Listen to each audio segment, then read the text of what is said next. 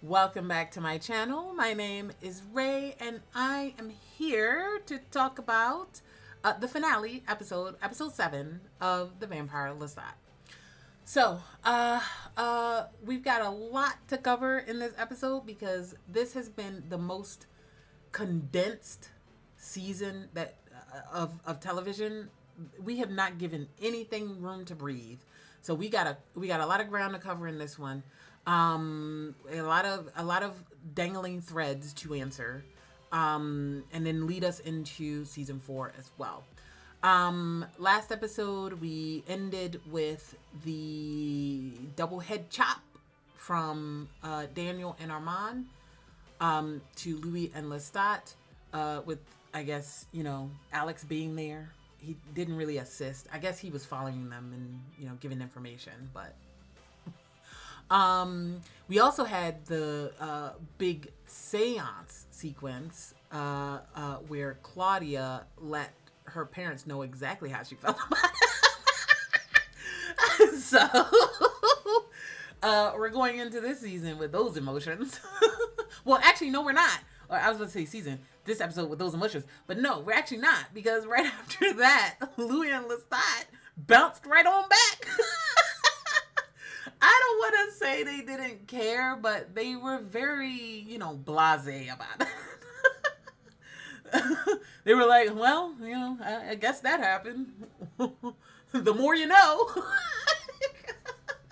Anyway, so, who knows. But, and then Gabby is still pushing for this, I don't know, great conversion shit. Whatever. That's like the least interesting stuff that's happening. Everything that's happening with Gabby has been kind of a sore point for me this season, and I did have a couple people in the comments talk about Gabby's arc and what they felt like about her characterization, at least this new form of Gabby in the TV show. And I don't necessarily disagree with it. I just don't think that I like the execution of it from the showrunners for this. I think everything having to do with Gabby, throw it out and redo that whole almost everything about that, almost everything. It's not working for me, and anyway, I'll save that for my overall thoughts for the season after I see how they land this. This episode is going to do a lot of heavy lifting because it needs to justify a bunch of the stuff in the season that I haven't been vibing with, but I've been trying my best to understand the intention behind them. And there's actually been some stuff that I've been writing down as the season has gone on that I specifically wanted to save for the end of the season after I see the whole thing. Because I always want to at least see the complete work before I judge things that I think is a little not good, So I want to see this last episode, and then I'll kind of make and then I'll make notes about this specific episode, and then I'll see how it informs the notes that I've been keeping about the season overall as we've gone through. So, big thoughts. We have not had enough Armand, and I don't know. I need this episode to justify why Armand has been so off-screen this whole season. I need this episode to justify why Daniel is so mad at Lestat. The prank thing is not enough for me to fully get on board with why Daniel is so angry about Lestat. 100%. I need us to actually have Lestat feel like he is growing, because I feel like I feel like he grew a lot in episode 3, and then the last few episodes since then, I feel like he's so completely regressed back to everything that he was before his growth in episode 3, right? Like, I feel like episode 3 was supposed to be a turning point, but then he went right back to the same characterization, which is fine because sometimes people regress, right? Like, people don't always grow and then never, fall back into old habits or stuff like that. I'll give you an example, like the way that he treats his band. He had this whole epiphany moment on stage about how he'd been treating his band like accessories, and that actually he should let them have a voice in the song, etc., etc. And then we get the album recording, and he's back to treating them like accessories. So, why did we even have the whole growth moment of you having ego death on stage, you know? And and then you and your band really clicking and clicking and clicking, and for you to just go back and treat them like shit, right? Like that's what I mean. That's what I mean. Where it feels like all of his character growth has in the last few episodes has not been well plotted. Let's say that. So I don't know. We'll see. Like I said, I've been feeling some things about it, but I'm going to save a lot of my comments for after I see this episode, and then I can kind of judge the whole season as a complete package. So, all right. I don't have a lot of time today. I don't know if you'll be getting like a 4 or 5 hour video. Maybe. I mean, maybe. But I'm ready to just jump in. Let's just get started. Upside down, my blood. A half-painted moon. Not getting killed with a sickle. A murder of waiters carrying silver dome trays take over my path. Come now, Lestat. No falling behind. Oh, there's D again. Okay. And I follow my hunger into the wood. So he's some kind of and I begin to hear sounds of a city. And that little song. God. And the length of our habit trips us up and gets in our goddamn way. Okay. This is very surreal. Lestat? Lestat. Have a seat. I have been enduring intense conversations with myself in the 3 years since I 12 steps. And as part of that journey, I wish to say something from the deepest regions of my soul. And the second, I shamefully took credit when Lestat saved your life. Where am I? This is a demented way to do your amends, Armand. Oh Lord, this is height of gremlinhood right here. That lie bound you to me, and it lay like a corpse in the boiler room of our companionship. Many times I told myself the lie did not matter because what we had built, a love that served as a bunker against time. Move my body.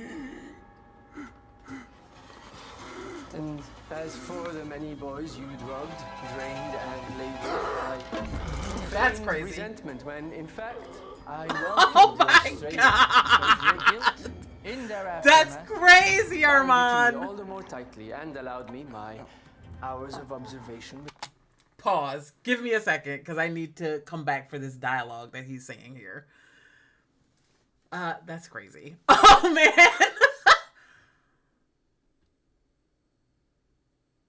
Now, why the hell is Lestat in his mind palace dreaming up dinner with his what was they, his fledglings and his younger selves, but Louis is in the saw trap with Armand? Why is Louis in the saw trap and Lestat in a beautiful dream, guys? What are we doing? Daniel, I told you I loved you, but did I? I'm trying to listen to the words he's saying. Or was it a clinging to the underside of anyone who would help me survive? And when I look back on who I've deceived, how easy it was for me to lead a cult for 400 years. That's to burn a in crazy ritual, visual. broke the archaic laws we lived by. I think I might be a room without walls, floors, a ceiling, an infinite nothing. Also, yes. Interesting. A room without walls. A room without walls, floors, a ceiling, an infinite nothing.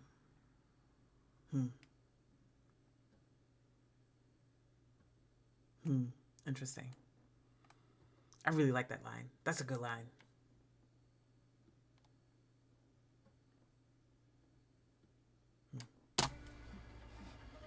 I put the Fred Steins in your photo collection just to fuck with your head.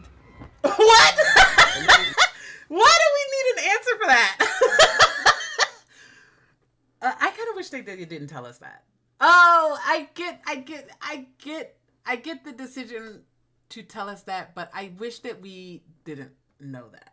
I think that it was actually funnier that we never knew what the fuck the truth was about the Fred Stein photos. And that there were all these theories about, like, did he do it? Did he not do it? Doesn't matter. The ambiguity of it was the fun part of that.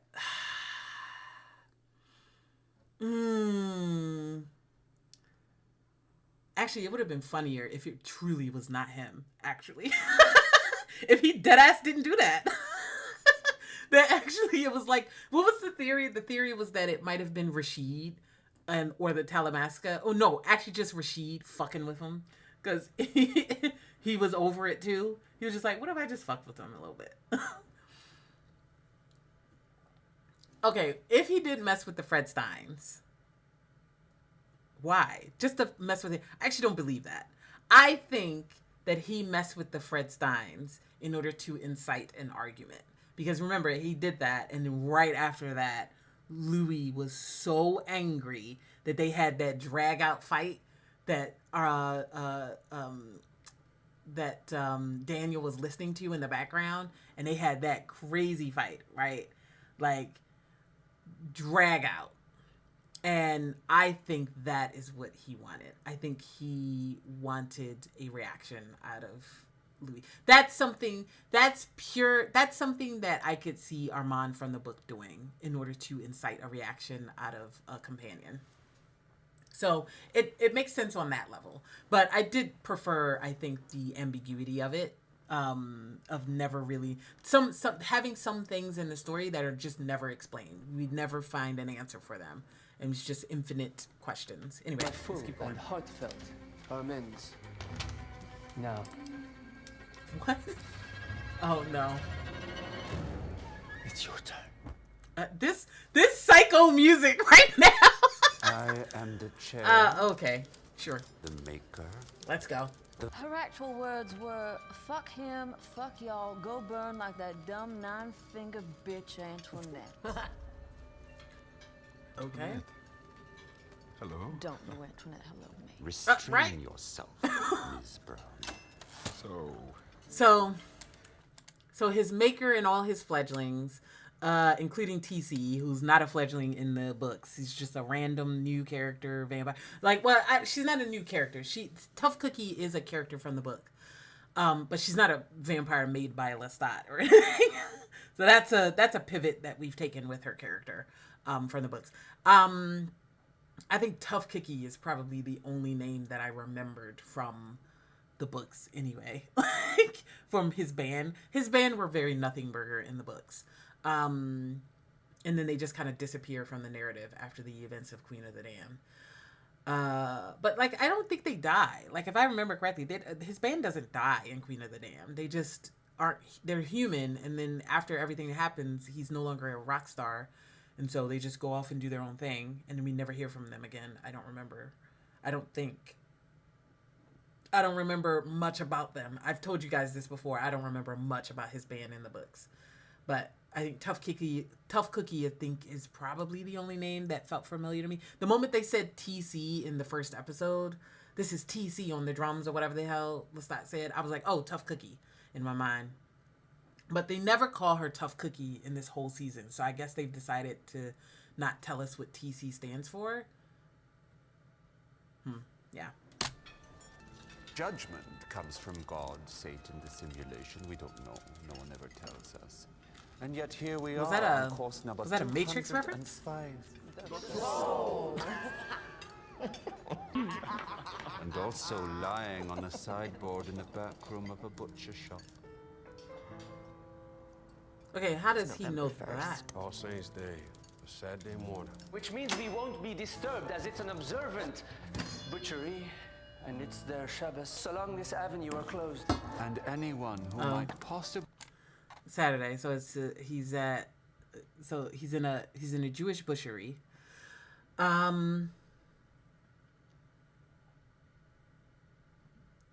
does Magnus know any of this? It's not like Lestat is there in the room with Louis hearing this subconsciously, but in his dream, so he can say where he is. How does he know this? Why does so much of this season feel like it's not real? and we're just getting a whole bunch of fake scenes that are just being made up by Lestat. Facts are irrelevant, feels are everything. He's just kind of vibing through the whole season narration, and everything feels really fake. Have you guys noticed that so many scenes don't feel like they're real?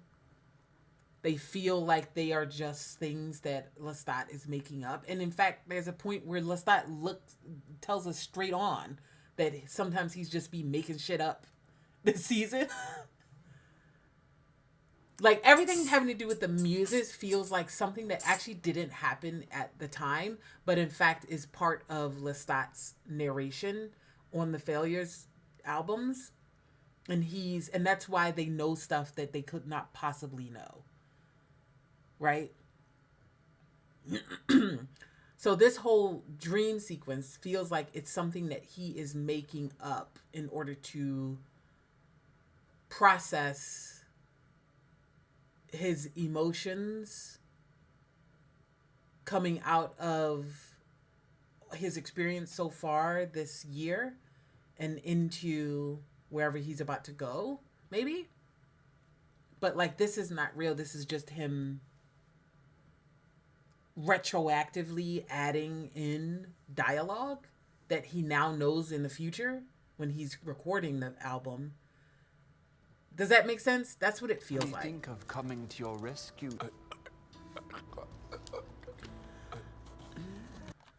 Fuck you. Yeah. This is a crazy... Why are we having Louis in the saw trap and then not Lestat? Lestat being here and subconsciously processing what's happening to him and Louis would make more sense for why the stuff is bleeding through in his dream, rather than him apparently being somewhere completely different and somehow knowing that this is happening for no reason, right?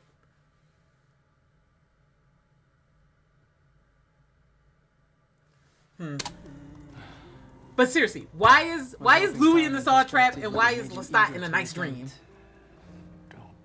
My blunder. You are special, Louis. Reid. Yes, Not for Reid! our former doctor, back in research where he thrives, studying us, analyzing us. But was he doing that all along? In Dubai? Consider your amends and survive. You most probably won't remember him. Oh, interesting. Are you going to erase his memory of him? Okay, Doc Farid being here. Okay. That makes sense. I know who Doc Farid is. Like I said, Doc Farid, I guess, spoilers for Prince Lestat. I'll keep my hand up. Doc Farid is from the Prince Lestat trilogy. He has been moved forward and intertwined with Louis and Armand since season 1. But he's very mad scientist, apparently. Like I said, I haven't read those, but I know of some things, and I know who Doc Farid is. I know also Doc Farid eventually becomes a vampire. So this makes sense to me. That he's in here doing some mad scientist shit. Oh no! Why do we have spoilers over. Why do we have Louis in the saw trap and not Lestat? These scenes would work for me if this was Lestat. Oops. Don't print the obituary just yet. Getting some much needed rest before the big concert, aren't we? I backdoored myself into his band. Enjoyed ruining. For the sake of ruining. That feels like a lie. So he's telling Louis that he was messing with his band just to mess with his band. That doesn't feel right. He's lying. Why is he lying? What is he trying to hide? What is he trying to hide that he doesn't mind him thinking that he's doing all of this without a purpose?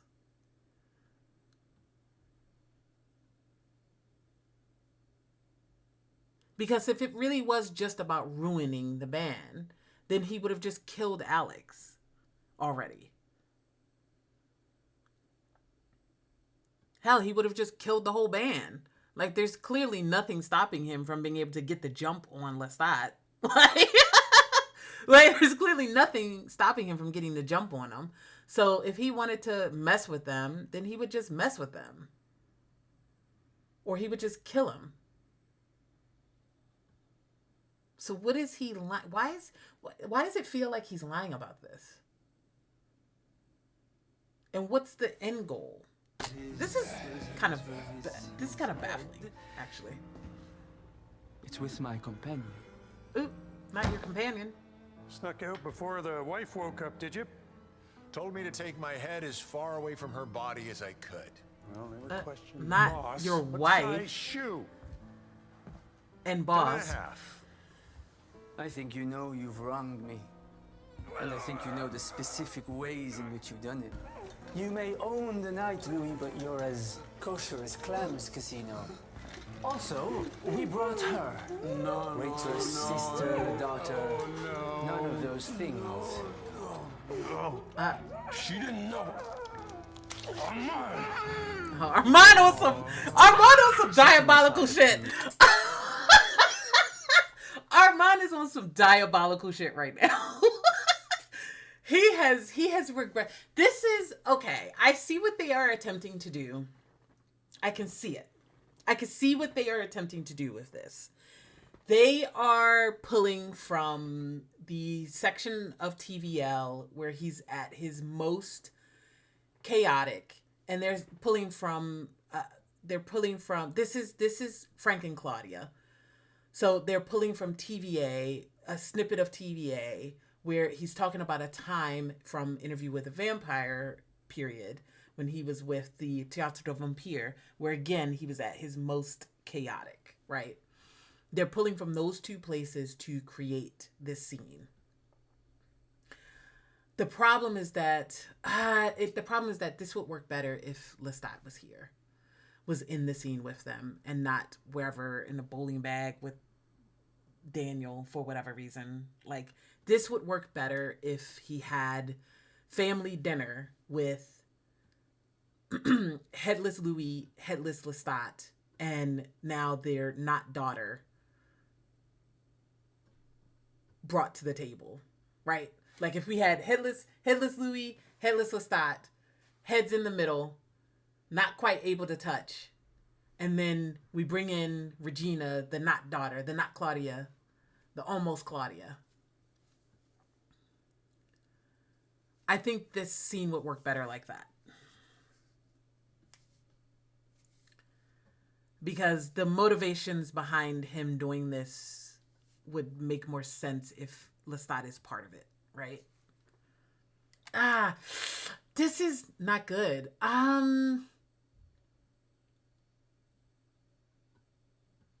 This is not good. I'm gonna see. We're not even 15 minutes in, so I'm gonna see how they take the story. But my initial thought is that this doesn't work because Lestat's not here and not part of this. This needed Lestat to make this happen. Of the Coven Master in place. His destruction of the children of darkness We'll see. was Impulsive, reckless. Overdue. Oh, Children of his Darkness. abandonment of the Paris Coven. Selfish. What might make you... Not as. Are we supposed to agree with Gabby of all people on how he handled? So see, this is what's making me think like, okay, so they're talking about how he conducted himself with Armand. Again, would work better if this was being said to Armand in the saw trap, right? Like instead of here. Of the children of darkness was So this is the Impulsive, failure reckless. that he. Overdue. So again, we have his subconscious Louis saying it was impulsive and reckless, but his subconscious Gabby saying it was overdue. So are we supposed to side with Gabby, the person we have never agreed with ever this entire season? Or are we supposed to side with Louis, the person that we consider to be our greatest love? Right? which one are we supposed to agree with?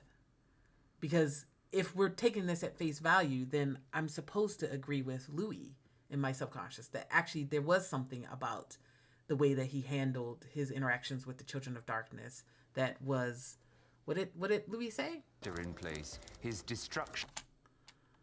Setting aside opinions of the Covenant Master in place. So setting aside personal feelings about Armand, let's talk about the Children of Darkness as a whole. As a system, a structure. Of the Children of Darkness was impulsive, reckless.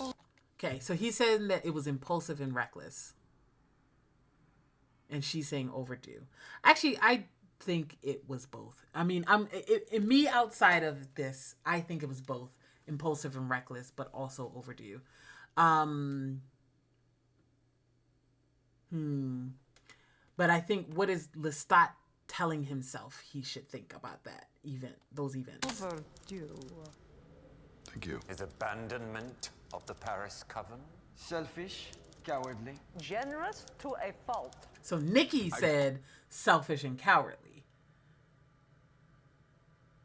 Here. And now we have again. We have Gabby saying selfless. No, this was selfless, actually. Again, are we supposed to side with subconscious Nikki or subconscious Gabby? I think right now, Lestat is siding with subconscious Gabby.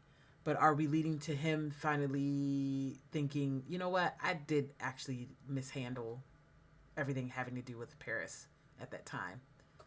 Is that where we're going? Did what my maker showed me. Throw money at the problem and run away. And a failure of leadership. The plays ran for a century and a half. That's longer than Wicked. Course 214, The Soul.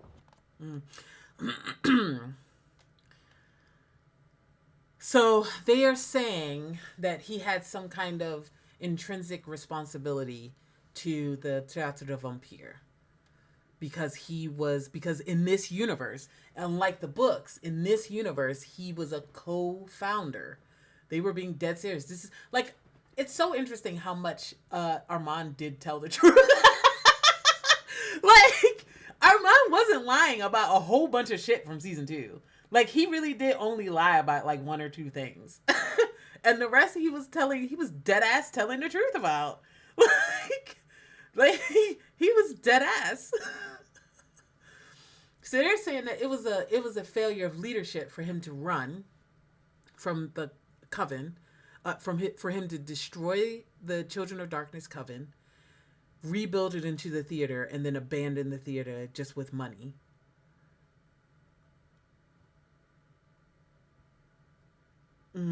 Okay.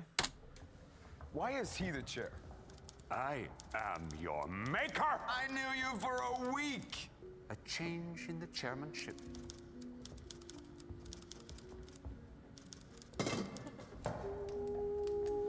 Oh, and now she's in her Mr. pre-vampire the next fit. item on the agenda. Oh, I thought that they were going to swap. So Magnus is just gone then. Just completely gone. Okay, so now it's just him and his fledglings. Okay. Minus Claudia. Oh, this is crazy, Armand. Armand is flipping the fuck out right Okay, here. getting our bearings back. Good. A pedigreed vampire, as you know, he can endure a great deal. How are his vitals, Reid? The instant you hurled me into the supporting wall of our Dubai penthouse. Brought to life when I used an old photo of Claudia in her baby blue blues and facial recognition software on my iPad to find 7 out of 10 in Berlin. What? 8.5 in Tunis, or this. Okay. Very too girly with a grifter's resume. Give me a second. Give me a second. Long tale of seduction and Cole Palmer. Give me a second. What are we saying here? Are we saying that Armand, after their breakup, picked up his iPad and had MCU level facial recognition that he then used to find a fake Claudia, a doppelganger? What? That's goofy. What is this? What is this plot? This is not good. Why are we making Armand a supervillain? Is this Lestat's narration making Armand like this, like, haha, supervillain? What are we doing? You're telling me on his iPad he had worldwide facial recognition software? Do you see how this feels fake? This does not feel real. What are we doing? Why is so much of this? This is not good. I actually kind of really, this is such a, This is so emblematic of the entire season and why I actually I'm struggling with this whole season for this reason, is that this framework of the failures is actually hampering the season so much. I think I've talked about it in the previous episode, or I think I put it on in text over one of the previous videos, that I wanted to talk about the way that the failures framework is working and not working for the whole season.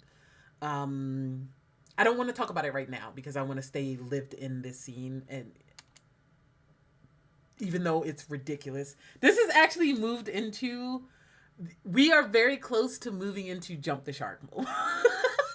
This feels a little jump the sharky, and I'm trying to rationalize it as this is Lestat on the Failures album turning Armand into some kind of supervillain that he definitely is not. This doesn't feel like Armand. The whole torture, the chopping off the head, all this stuff, this feels like Armand. This feels like quintessential Armand, especially from the books, right? But the whole supervillain, haha, speech that he's doing right here doesn't feel like him. What are we doing? What are we doing? In East London, they're setting her up in New York. 19 times she passed in front of you before you noticed. 19 but times? Your Damn. withering vitals suggest I speed ahead. Bread's all wet. He was in my head, but he wasn't there. I would say endear yourself to him, and she'd say, this is had a few Machiavellian. But so far it's been like 6 flatmates, 1 toilet, and it's like, do I want to take my tampon out? Not You him. the podcaster. This is Armand the theater kid. This is Armand the director writing a play, directing a play. Why are we getting simultaneously psycho gremlin Armand and theater kid Armand? He's also a little playful with it. What is happening? It's not that it's not in character, but it's also, I think,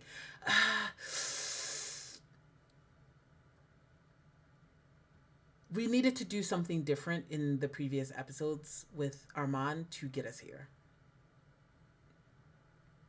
Been with us since Tuesday, and you'd say, I'm sorry, Louis. all to say there has been extraordinary effort put forth towards this reunion.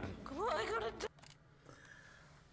No, Regina, I'm sorry. You are really caught up with like powers beyond your imagining right now. She's just some girl. She's just some girl. And now she's caught up in this insane psychodrama from Dubai. Like,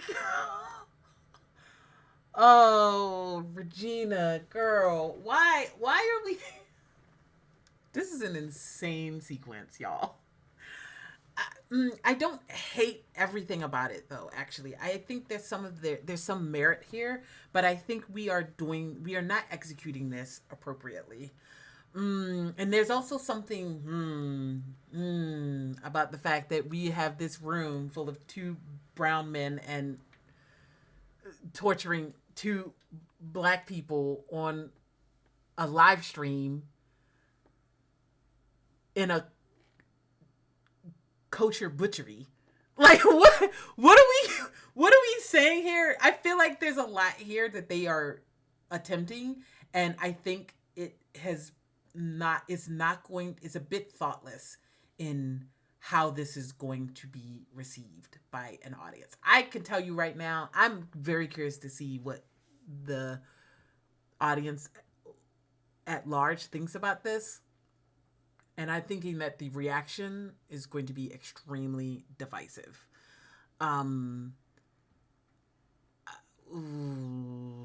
This wasn't I think this wasn't thought through well enough for a variety of reasons, and I think I'm going to save it for the ending, because I can see what they are attempting to do with this, and I can see some value in it, but I think that this execution is wrong. It's not right. It's off the mark. It's missing the mark in some way. No, you're going to make your amends. He doesn't so want we to can kill both you. get He on never. with our lives. Yeah, he doesn't want to kill you. He doesn't want to kill you. I've been very clear about this, you guys. Armand does not want to kill Lestat and Louis. He's never going to want to kill Lestat and Louis. He just wants to have a very specific relationship with them, and then he wants to walk the garden with them forever. He enjoys their company, right? Like, even if he hates them right now, like right now he's clearly hating Louis, but he truly does not want Louis dead. Otherwise, Louis would be fucking dead, you know? People that he wants dead are dead. I don't know what to say to you, but Armand is very much somebody who kills who he wants to kill, right? Oh, this is... I'm going to lob her head off with this same blade I did yours, and sew your head onto the Frank your and body. Claudia that I talked about. So we're getting Frank and Claudia with Louis and faux Claudia, Fraudia, as Lestat called her. I wish we were getting Frank and Claudia with Lestat and Louis. Why is Lestat not here? Why is Lestat in some nice dream? I mean, it's not a nice dream. It's actually like, you know, obviously mentally harrowing. But it's... and then Daniel's here bowling. Maybe. Better looking than me? I'll give you that. Okay. More talented? You go do what I did with my life. You go knock down those Why doors. does he You have get such some. a chip on his shoulder? Oh, that's right. You were in a rock band. Why does he hate? I think that this doesn't make sense. I think that Daniel's... I understand that Daniel... Like... This is what I'm saying. Why is so much of the characterization off? Is this Lestat not understanding the people in his life, that he has decided to paint them in this like really caricaturized way? This feels like this feels like how he characterized his family around the dinner table earlier in the season, in episode 2. Everything feels a little exaggerated and like a caricature and not like who they truly are. Like, you could see the edges of Daniel in this speech, but like, why is he big dick deal? This sounds like Lestat. He gave me the gift rather than tell me trauma and find myself in my day-walking yaoi manther phase. What? I only give a shit about Dan. Thought you were better than me, didn't you? Gave me a little camera crew, a laminated backstage pass. He does have a head. And then you laughed in my face and jerked off on my What in the world? Like, obviously this is him looking in the bag. So this is Lestat's head, which we're not seeing. They very tastefully kept Lestat's head off screen, but we're seeing really, really graphic images of Louis's head detached. Do you see what I'm saying? I told you guys this in episode 3. Didn't I say that in episode 3? I said, why the hell are we not seeing Nikki burn when we saw all of the burning that happened with Claudia and with Louis? And I said, and I told you guys that there's this thing in Hollywood where they will hide white graphic gore and pain, but they will emphasize and show black gore and bodily harm and pain and violence and torture.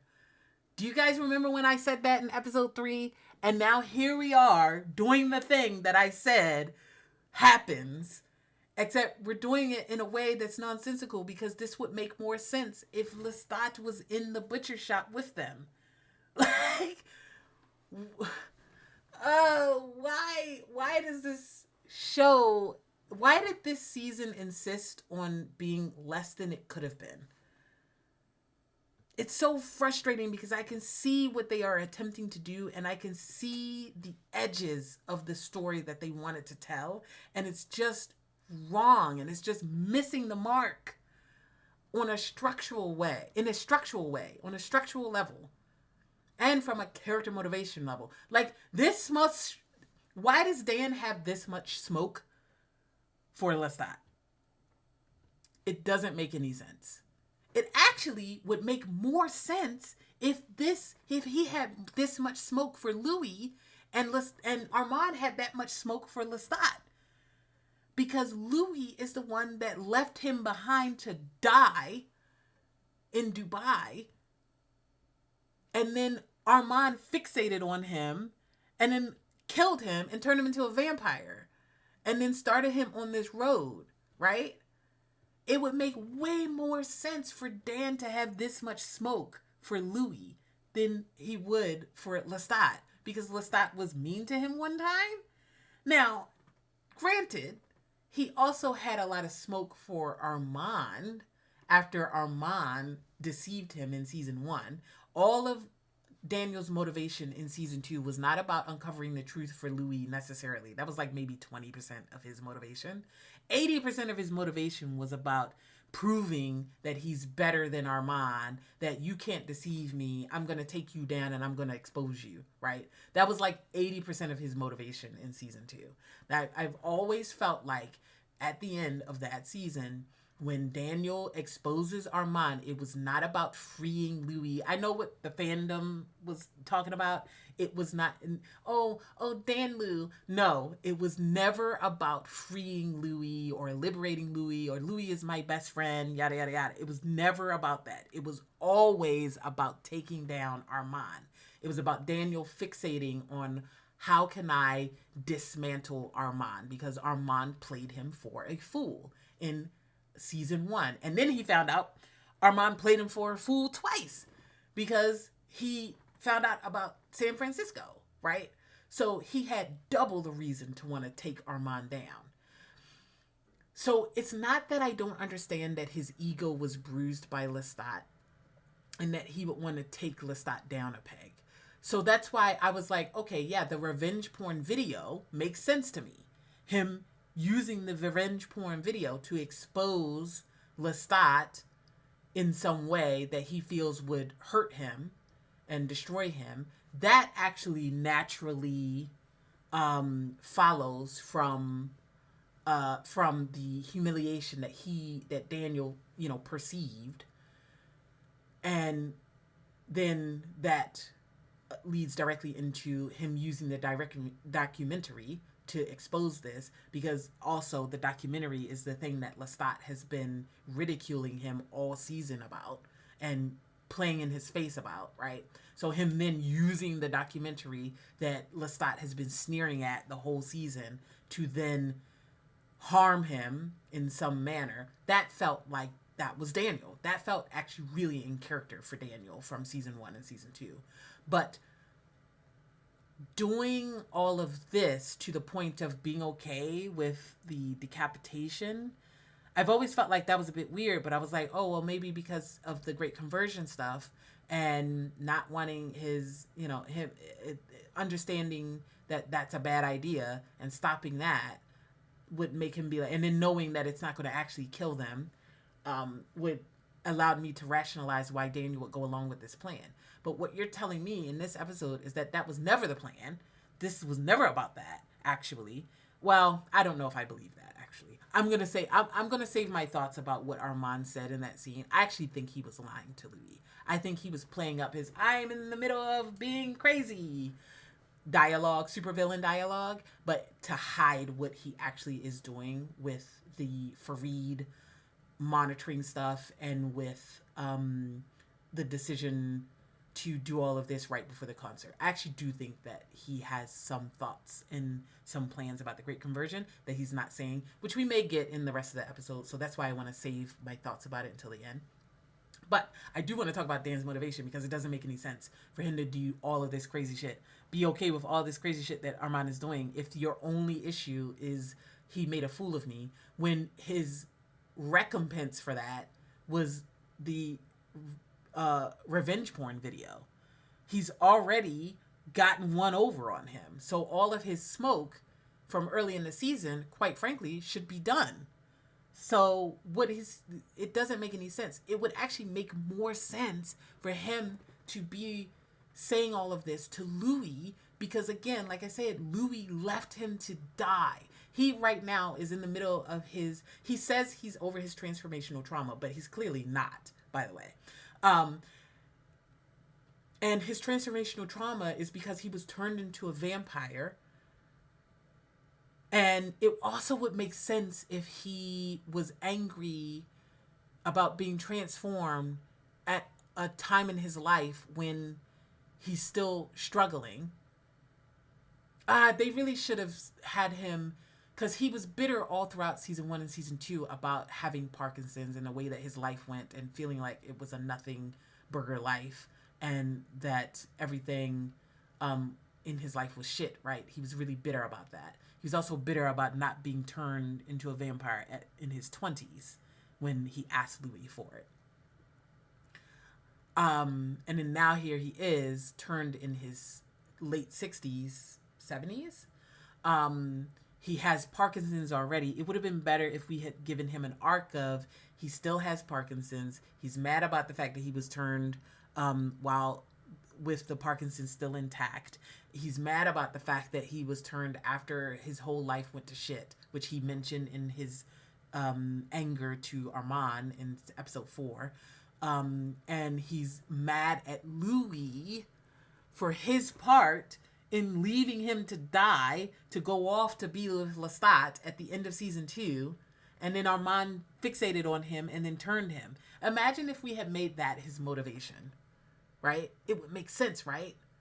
Why is all the motivation in this finale off? What is going on? Look at you now. Not sure it would work on a mortal, but this is how progress is made. Trial and error. Yeah. Armand is going absolutely insane right now. We needed to see the build up to this. This scene doesn't work because we've been hiding Armand all season instead of giving him an actual plot in the season and an actual arc in the season. We've been, for whatever reason, in the Vampire Lestat sort of pastiche adaptation season, we have neglected to actually give Armand anything to do. And we've been hiding his arc off screen. Imagine if we had gotten legitimate build up to this.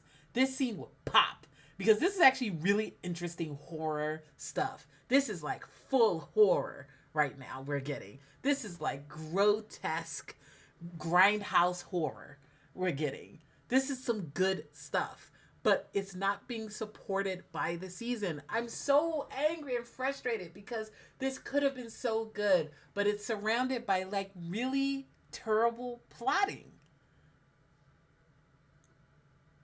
This is terrible plotting.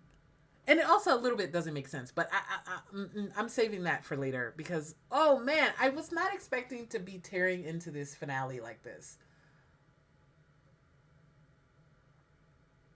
I wanted this finale to bring it all together, and I know I have like 40 minutes left, so maybe it will. Maybe they'll turn it around in the next 40 minutes, but I have a feeling that they're not going to turn it around in the next 40 minutes. I have a feeling I'm going to be frustrated throughout this entire episode.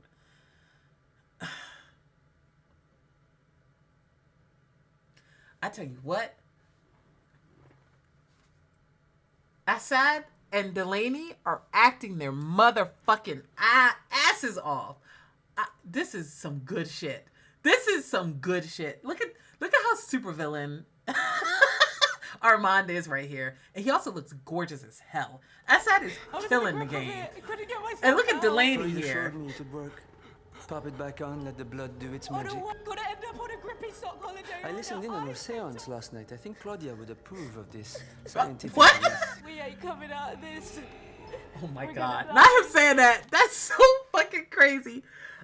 Yeah, this is a snuff tape, by the way, because we're streaming this. Well, no, it's not, because he very literally just said that he's not intending for Louis to die. So it's not exactly, it's sort of it's like a half snuff tape, because, well, it's going to be a snuff tape for her, because if he does actually cut off her head to try and put it on his body, it is going to kill her. It's not going to work for her, which he knows, I think. It's a threat. It's a for this unearned amends that he's trying to get out of Louis.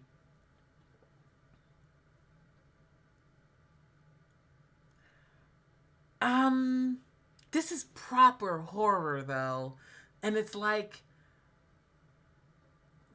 really like over the top grindhouse kind of slasher horror, splatter horror that we're getting here, that we're only able to do in this particular way because he's a vampire, because they're vampires. Like we're getting full vampire with Armand. He's like very classic vampire here. Yeah, but the problem is that this is not being supported by the rest of the season, and because of that, it's falling a little flat.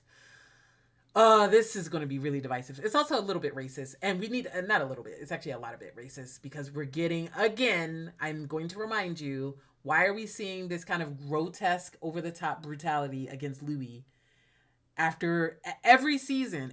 Why does every season have to have, like, really over-the-top brutality done upon Louis that is shown in explicit detail? And then other kinds of brutality. The closest we get to this level of brutality was the dinner party in season 1 where they killed everybody. That's the closest that we've gotten to this level of over-the-top brutality done to somebody who wasn't Louis or Claudia, right? Every time, and maybe the train scene where he was carrying the head, but that's about it. You know, even the stuff with Nikki early in the season, we chopped off the hand and it was like very, grotesque for a short period of time. But again, that only lasted like what? A minute? 2 minutes? This is like straight up like 20 minutes of grotesque body horror with Louis. And Lestat gets to be in a bowling bag that we never see his severed head. We very briefly see his body without his head on it, and then we immediately cut away from it. Do you see what I mean? Do you see what I'm saying? Do you see what I'm saying? But we're getting real close and personal with Louis and his severed head and his body. This is what I'm talking about. This is what I'm talking about. We're gonna sell stuff, take them. We don't give it to them. His innards out. I understood his... That's annoying as hell. What do you mean? This is so over the top that it's dipped into absurdist. Which, to be fair, the whole episode feels very surreal and absurdist. So, obsession for forgiveness. Not him trying to swat him away like he's a fly. He was my Claudia. Oh, what did he say? But Sorry. I've been so focused on this weirdness that I actually didn't hear what he said. Sorry. I understood his obsession for forgiveness. Okay. I lived it with him. He was my Claudia. You said to the head on the skewer. You think Right? I'm bluffing? Right? Like, sir? Sir, Armand, I need you to gain some perspective here.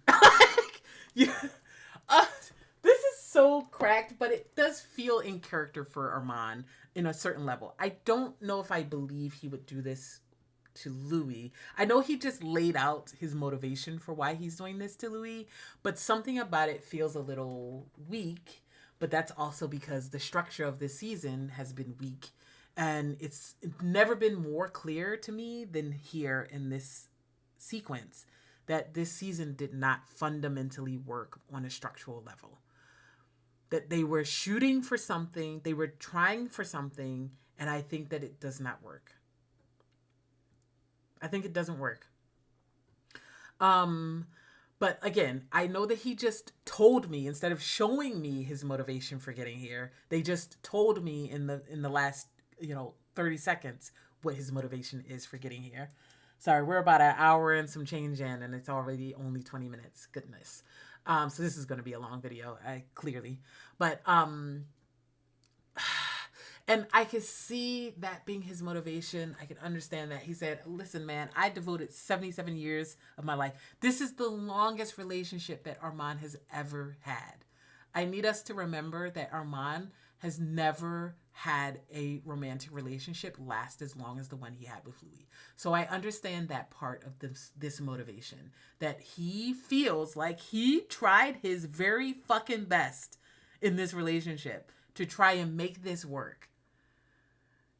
And that actually part of that, like the moment that he brought him off the wall, like out of the wall, and saved him from the wall, and decided to devote himself completely to Louis to try and make up for his blunder in Paris, in betraying them to he mentioned that earlier in his amends letter. He knows that he betrayed him and he chose the coven over Louis. And then he put him, and he was intending on Louis and Claudia to die. And then it didn't go that way. And so he pulled him out of the wall and tried to devote himself completely to Louis in order to make up for that.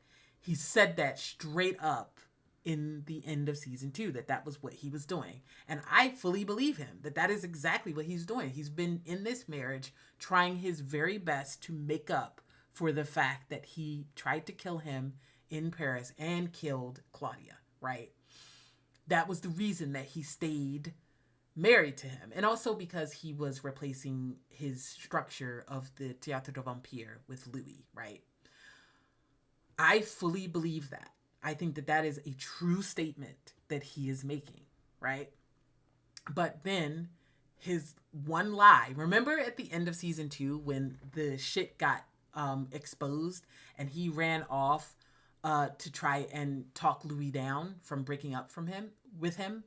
And we kind of heard it sort of in the background. I have since then re-listened to that a few times. And there's been a video online as well that cleaned up some of the audio so that you can hear it more clearly while so that it's not all in the background and everything. And it's lifted straight from, like, the dialogue is lifted almost directly from the books, right? Of their breakup. And he has that moment, not all of it, but some of it. Some of it is pulled directly from the books. But anyway, some of it was very referential of what he was trying to do. That he has been spending the last 77 years trying his best to make it up for killing them in Paris and attempting to kill him in Paris and killing Claudia, right? And he believes in his heart of hearts that was an insignificant thing from almost 100 years ago. And it was one day that I wronged you, and it was one thing that I did that wronged you. I told one lie, right? Or two lies. He told two lies. This is what he said in his letter just now. I told two lies when I deceived you and betrayed you to the coven, and then again when I lied about saving you. And he truly believes that it was just two things that he did wrong and that he can make up for it. And even though Louis said point blank, you'll never make up for it. And he said, I know, but he didn't believe Louis. So he was like, I can wait him out. I can see the gears turning in Armand's minds, right? In Armand's mind. I can see it. Like, he sat there and he said, I know I'm never going to make up for it. And even later, when he was talking to Daniel, he said that. He said, I've spent my whole life trying to make up for it. I'll never make up for it, but he forgave me. He has deceived himself into believing that Louis forgave him for Paris, right? Or he was trying to deceive himself there in Dubai. And then, of course, it was clear that Louis never did and never will, because there's nothing that can be done to bring back Claudia. It's permanent. She's gone. He might have been able to forgive Armand for the betrayal if Claudia hadn't died. But because Claudia died, that's forever. There is nothing that can be changed about that, right? So, or at least as far as they all know, right? But like the problem is that Armand is not understanding. It's that little step, right? Armand can't make that little step to understand why Louis is so angry at him and won't forgive him, right? Even though he's done so much in his mind, in Armand's mind, he's done so much to make up for it. He's devoted so much of his life to try and make up for it. And he can't quite get that forgiveness. He's, like he said earlier, he's been chasing forgiveness about that from Louis, even when it's been destroying them both to be in this relationship. He can't leave it until he gets that forgiveness, right? So that's why he's doing all of this. So we can't end our marriage. We can't end our relationship until you forgive me, because that's the whole reason that I was in this relationship in the first place, right? That's what Armand is thinking here. And that actually feels real and that feels authentic. But the problem is that everything around this sentiment isn't working to support this, right? The storytelling around this isn't working to get us here authentically. Do you understand what I'm saying? I can see the nuggets of what they are doing with Armand's character. And I actually do think that it works as a motivation, but I don't think that it works for this season, given the way that they have portrayed Armand. And even the whole retcon, it was Agatha all along stuff that he just told us about, don't you know that I did all of this with Regina? And actually, I was there at the seance, so I know that Claudia wouldn't mind this whole outcome. Like, shit like that. Like, the Agatha all along part is not enough to support why we needed to keep all of this growth and or all of this change and arc for Armand off screen. This needed to be on screen. We needed to see the lead up to this. We need to see the devolution of Armand after the divorce from Louis and how he got to this level of mania and snapped and decided to do this. We needed to see that. And that is what I'm missing from this. Tell me your name again. Nelson. Nelson. Nelson here is one of my followers. Okay, Pick up that knife. I have about 100 of them now, Nelson. Rest. What? I mean, that's dark. That's hella dark. What are we? He was here to stop the great conversion, to return to the 5 laws. I like you, Louis. Interesting. You've been messed up, but I liked you. Oh, Lord. She's resisting it quite a bit, actually, because she didn't immediately slit her throat like the other guy. But then again, I think he's probably telling her to do something different, actually, telepathically, trying to get her to do something different. Why are they using rest in this way? Previously, when we used rest was used to make people freeze in place, like he did in the museum. And he did when Daniel was trying to crawl away and he used rest to make him freeze while he was listening to the tape. And then sometimes he uses rest to calm you down. So rest ends up being a trigger word, but it has different effects on people.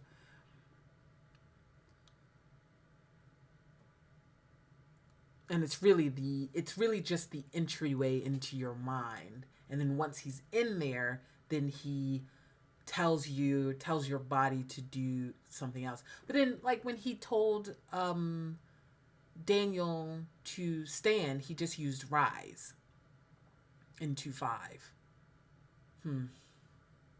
I don't know. I don't know if I like the use of rest, him using rest, and then you just immediately kill yourself, right? I don't know if I like that. I prefer the way that they used rest in season 2 to kind of like draw it out of you. This is what I mean. This is like them taking some elements of season 2 and trying to rework them for season 5, but the scaffolding isn't there, right? it's not working because the scaffolding isn't there, or it's Lestat not fundamentally not understanding Armand or his power, and therefore he's writing this to be this way. Like, you know, I hate this framework because this framework makes me doubt everything that's happening on screen, and I never felt like that in season 1 and season 2. Something about the way that they have employed the failures framework in this season is not working for me, and it's making it difficult for me to connect to scenes. This music. I tell you what. Through the Rhine Center of Kingston, Rhode Island. Van Gogh sold one painting in his life at They are acting the shit out of this script, even though the script kind of doesn't make sense. In the hokeyest light imaginable. Meanwhile, Lestat is just in this fun house. Of someone looking down the barrel of immortality, then kill me now.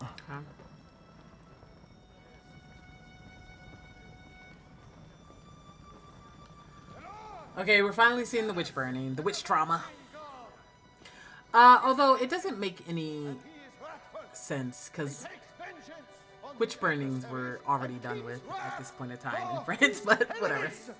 But they also came from like a small village, so maybe they just continued the practice even long after it was out of favor. Nation, who can endure the heat of his anger? His wrath, not his brother being revved up. Oh, no one who conceals transgressions will prosper. Seize their prayers, spied by our schoolmaster. Sorry, what did he say? The father favored, like, as in he was molesting his daughter? But why did the mother try to poison him, and the daughter is taking the blame for it? Is that what I'm hearing? Is that how I'm understanding it? The schoolmaster cleans up his transgressions, most cowardly. Okay, so these are about all these people being victims of molestation, using the witch burning to cover up their crimes.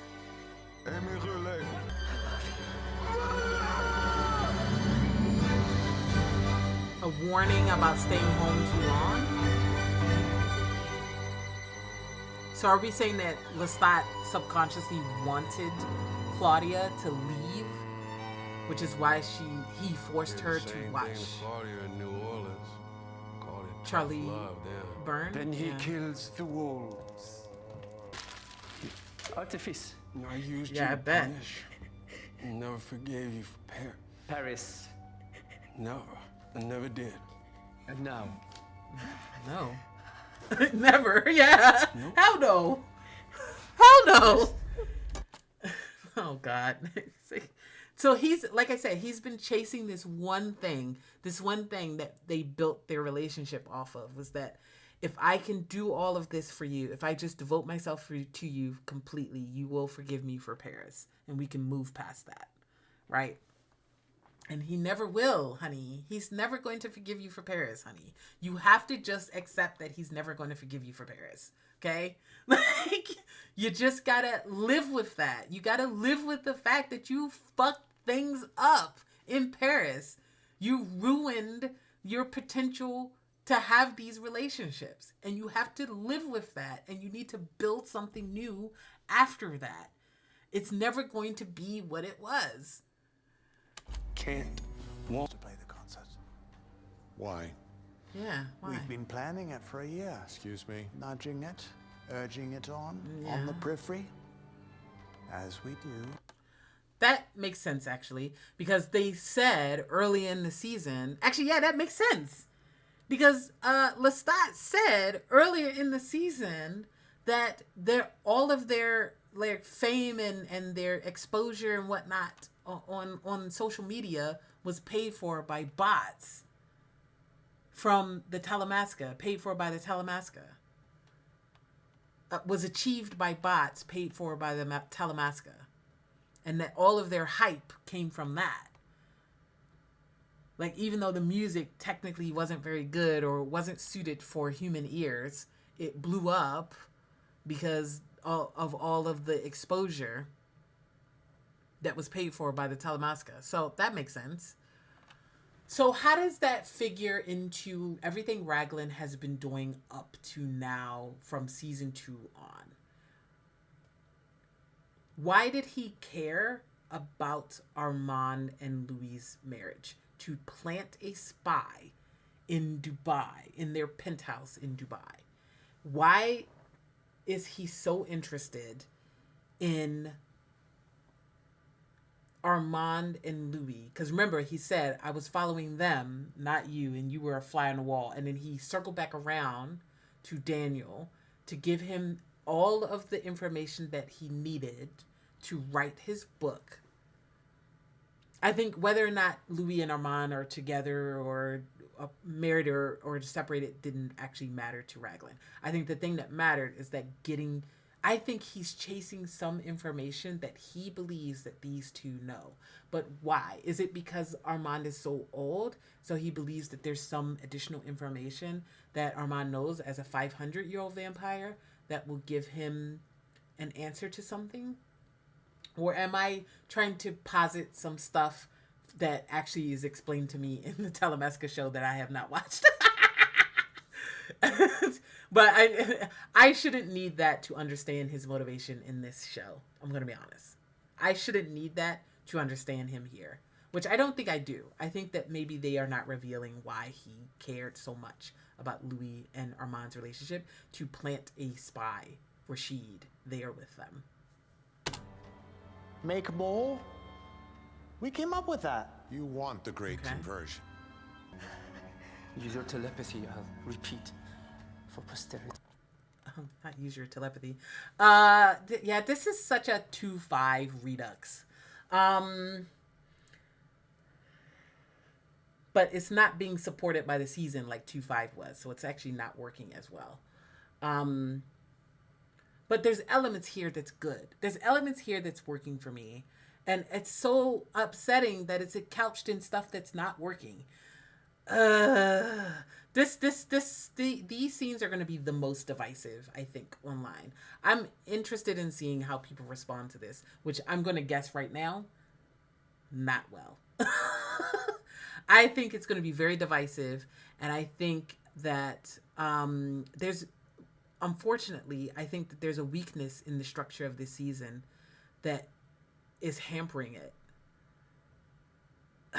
And it's actually messing with the character arcs. It's actually retroactively messing with a number of character arcs, including Louis', including Armand's, maybe even, certainly Dan's. I don't know what the hell they're doing with Dan. It's retroactively messing with, I feel like Lestat is,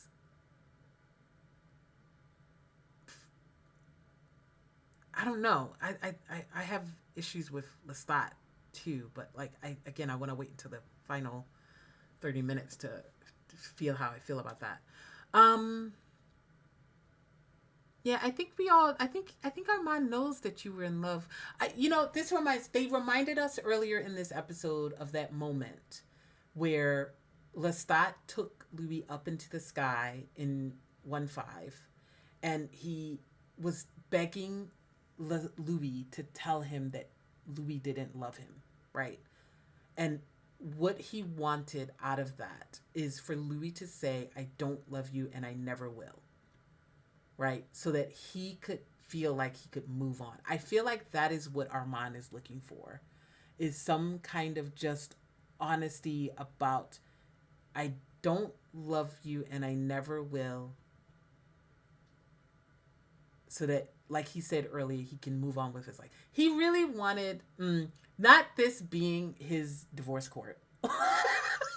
Why is Armand in divorce court with Louis right now, trying to make sense of the failure of his relationship with him? But he puts him in a saw trap so he can't escape. He's like, I'm chop your head off.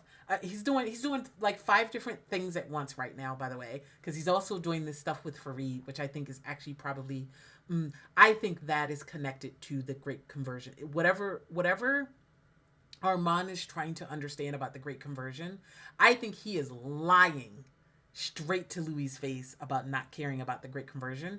I just don't think that it's what what I thought it was all this season. I thought he was trying to stop the Great Conversion, and now I'm actually not sure what he wants from the Great Conversion, but I think it's tied into why he is doing this research stuff with Farid, actually. Cathedral on top of a lie. No biological rationale for head here and body there. That's the soul fighting, Daniel. Romps with my rotten boy. A cat burgling stint on the Devil's Road with Gabriella. So. What? Sorry, there's so much happening right now. We're setting up. What are we doing with Raglan? Is setting up. Raglan is talking about the soul. No, he's talking about. Okay. This is going to be Prince Lestat stuff. Okay. I'm gonna keep my hand up during the Prince Lestat stuff. I told you guys. I did read the comment that was like, "Oh, I wish I had more timestamps for future stuff after when I talk about spoilers from the book." So, timestamp is my hand up, and then when I pull it down, that means that I'm finished talking about that spoiler. So, I know things from. We're gonna start now. I know things from after I stopped reading. And I do know about this concept of the soul body, the astral body, and the thread that connects all of vampires, the silver thread. Actually, Lestat says that to Louis in the first season when Louis slits his throat. He says, "We are connected by a thread, an invisible thread you cannot see." And he is talking about the thread that connects all vampires, that goes from maker to fledgling, maker to fledgling. They have decided to, I think that the show has decided to lift that up out of the text as the vampire bond. And that there are some threads that are stronger and some that are weaker, right? And that depends on, whatever emotions involved, I'm sure. So what I think is happening is I think that they are talking about the silver threads or whatever that connect the physical body to the astral body in Anne Rice's vampire lore. There's like an astral body and there's a physical body, right? So what I think is happening is I think that is what Raglan is trying to understand so that he can then figure out how to body swap. I think that I had thought for a while that this Raglan had already known how to body swap. But what we're seeing is that we are watching Raglan figure out the mechanics of body swapping through the experiment that Farid and Armand are doing right now with Lestat and Louis. Now the question is, does Armand know that that is what is happening? And that's what he's trying to hide by telling Louis that, actually, I don't care about the Great Conversion. I just did all of this with Lestat for fun, right? That felt like a lie to me. And is this what he's lying about? That actually he's been working with Raglan to figure out body swapping? But why? What would be the purpose of that? What would be the purpose of that? So maybe he's not, and maybe this is just something that Raglan is gleaning on his own without Armand knowing. And that actually Raglan has we've always known that Raglan has some kind of secret agenda outside of the Telemasca. He's just too squirrely. He's too squirrely to not have his own agenda, right? Okay, spoilers over. All right, let's go back because I want to see what he says here. Biological rationale been with Big Boss. Rude. We not gonna fight Daniel? We're not gonna try and stop him? Daniel? Are these all vampires? Because I feel like you could just jump these guys. An artist. Negro, an artist. Things I wasn't. Things I was not. And you got some reason to be dark-sided, Armand. And you have some reason to be dark-sided. He wasn't Armand. expecting him to say that. By who you were sold by. You were sold by who you were sold by. Sold into what you were sold into. Sold into what you were. I saw a lot of that. Yeah, he wasn't. In New Orleans. So a lot of that in New Orleans. On the opposite shore. On the opposite shore. Running houses, I ran. Shut it off.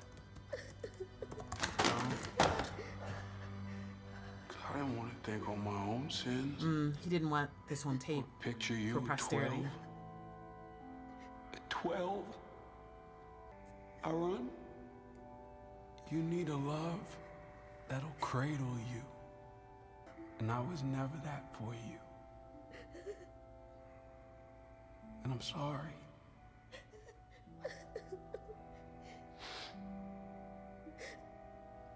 My coldness. No, not him figuring out that he don't want this. Oh, he wasn't expecting Louis to say that, was he? What did he want out of this? What did he want out of this? I feel like he doesn't know what he wanted out of this. I feel like he sat there and he was planning. He's like, okay, this is what I want. I want this, and this. He was planning a bunch of shit, not having a single clue of what he actually wanted out of this.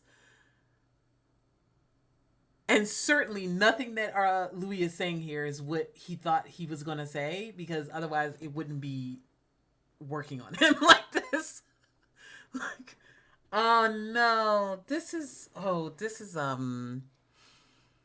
I really wish that everything else about these scenes worked better so that I could, because I actually think there's something here that's interesting about their relationship, but it's not working because it's being hampered by everything else that's happening around it.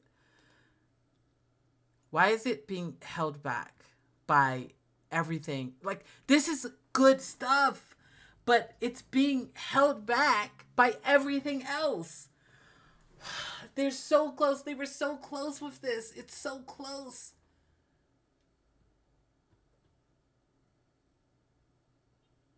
Oh, God, it's so close.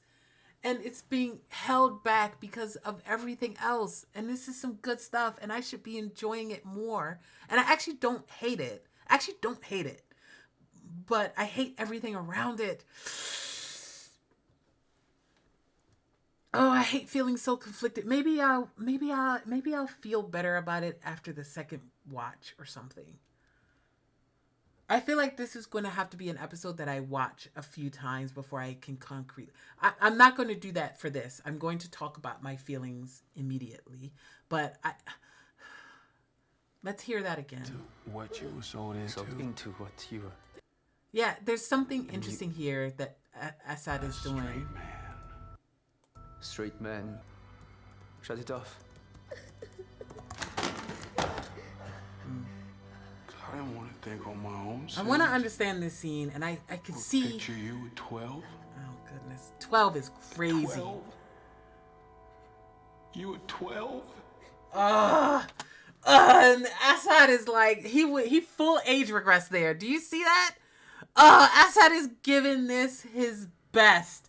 This scene should work so much, but it's not because it's being smothered by everything else, and it's so close, and it's so good. And if I just lift this scene out, and I lift this dialogue out, it works.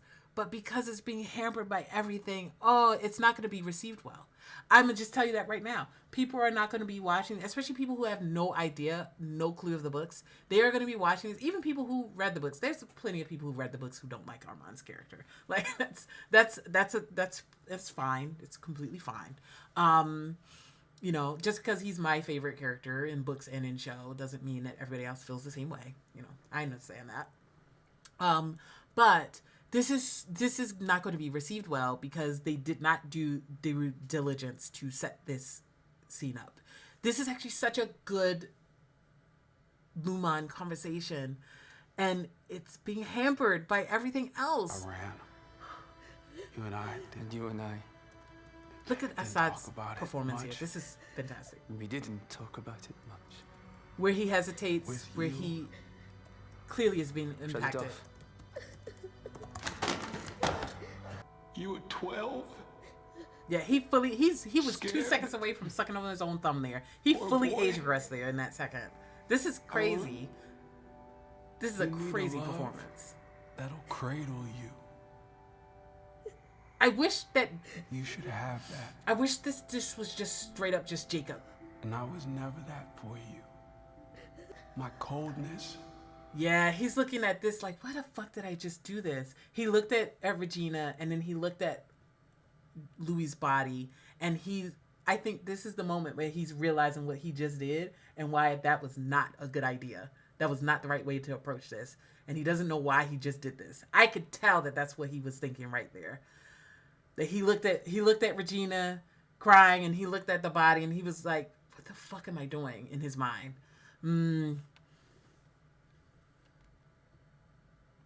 I don't know how I feel about, there's some nuggets of goodness in here, but it's surrounded by stuff that's not working.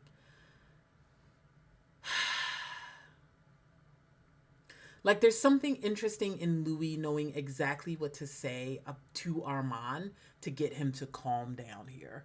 Because that's what's happening. He's saying exactly what he needs to say to calm Armand down. Armand is losing it in this scene. He's losing it. He's already lost it. He has actually been losing it for 3 years straight.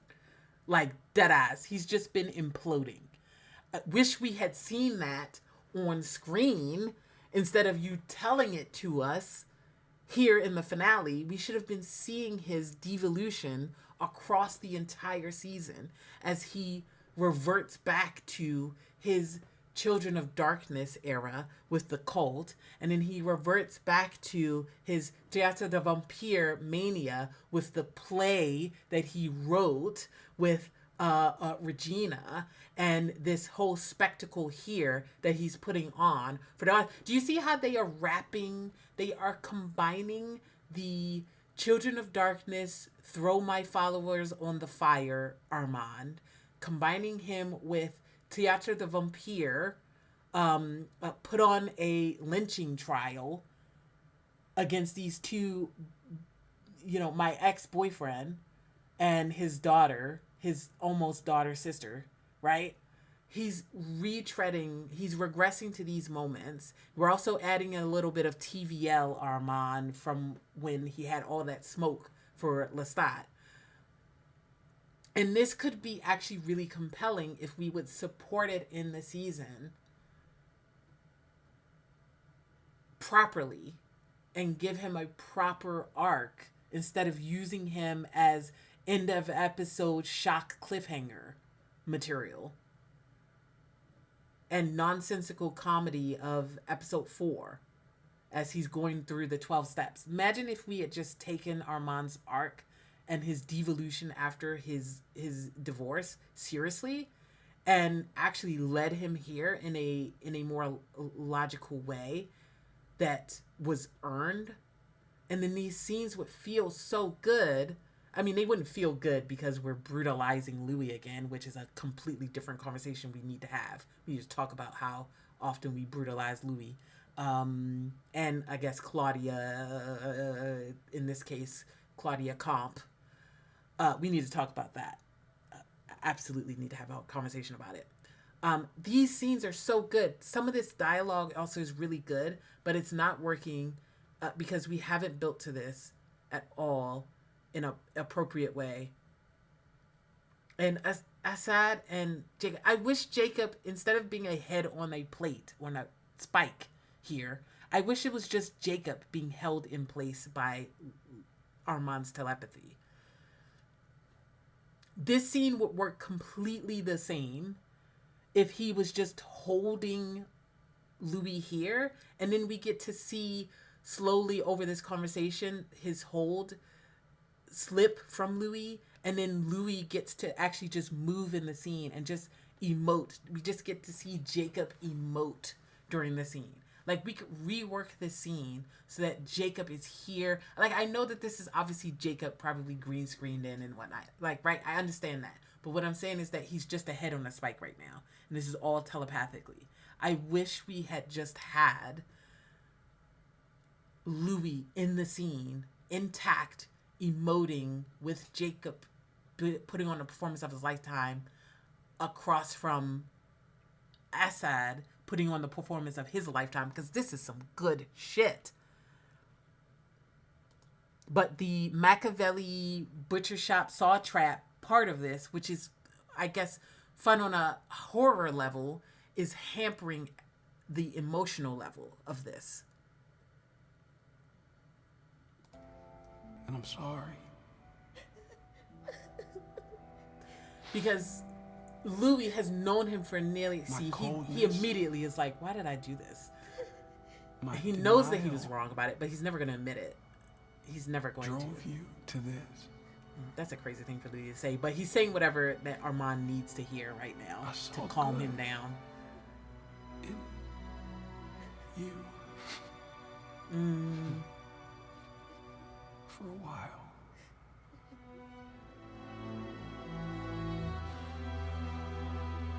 The decision to have him half off the screen, perfect. This is such a good scene, but it's hampered. Oh God, it's so good. Ah! Assad is so good. Why is Assad being forced to make this make sense? But he is. Oh.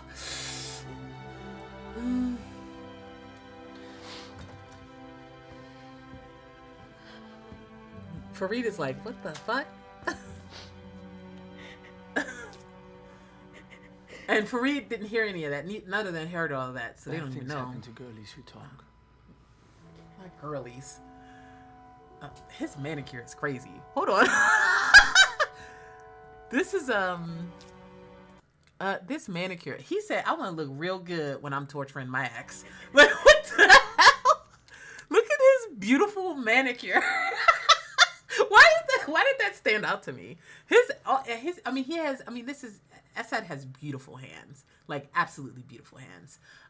This is a beautiful man. This man is so fine. He's exactly my type. Oh my God. Anyway, Reid in the back, like, cause they didn't hear none of this, so they don't know anything that Louis just said. They just heard stop the tape, and then he got up and just let him. Is healing her wrist.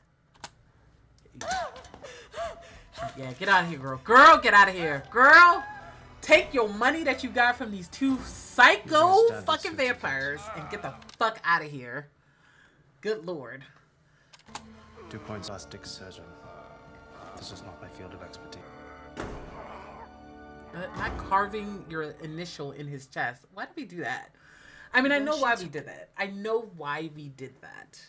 But Armand, this is crazy. That was so insane. And it culminated in a scene that I actually really like, but because it's surrounded by stuff that doesn't hold up, it's hampering my engagement with it, even though it was some good shit in there. There's actually some good stuff. It's actually some of the best stuff that I've seen for Armand's characterization on a certain level, but it's also the worst things that I've seen about Armand's characterization at the same time. How is it simultaneously both good and bad for all of the characters in that room? How did they manage to write something that is perfectly Armand but also doesn't make sense for Armand? How did they manage to do that?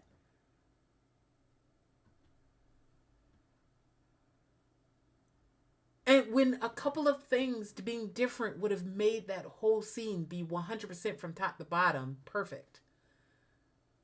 And they managed to make it both exactly like Armand and not make any fucking sense for Armand to do this at the same time.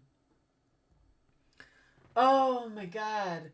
Oof. And it was good stuff though for the acting. Like I said, Assad, he killed the game there.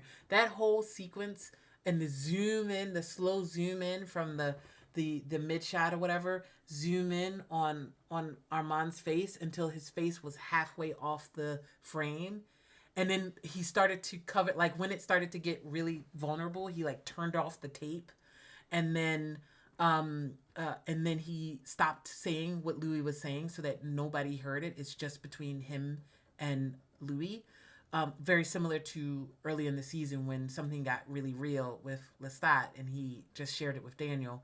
And he might have even meant it as a gift. I think he meant it in a little mocking way, actually. But now we're getting the sincere version of that, but it's in the middle of this like horror show. like right? Like you see the parallel? Like Lestat told him the story about Nikki's death, but purely in his head to keep it off the tape. And then we have that same thing here, but it's in the middle of this horror show. And you kind of don't know if Louis means this or if he's just saying this so that he and Regina don't get killed by Armand. But there's also a sliver of sincerity in there, because I actually do think that the things that he's saying are things that he has felt and that he's never felt comfortable saying to Armand. And so it's now being forced out of him in this insane situation.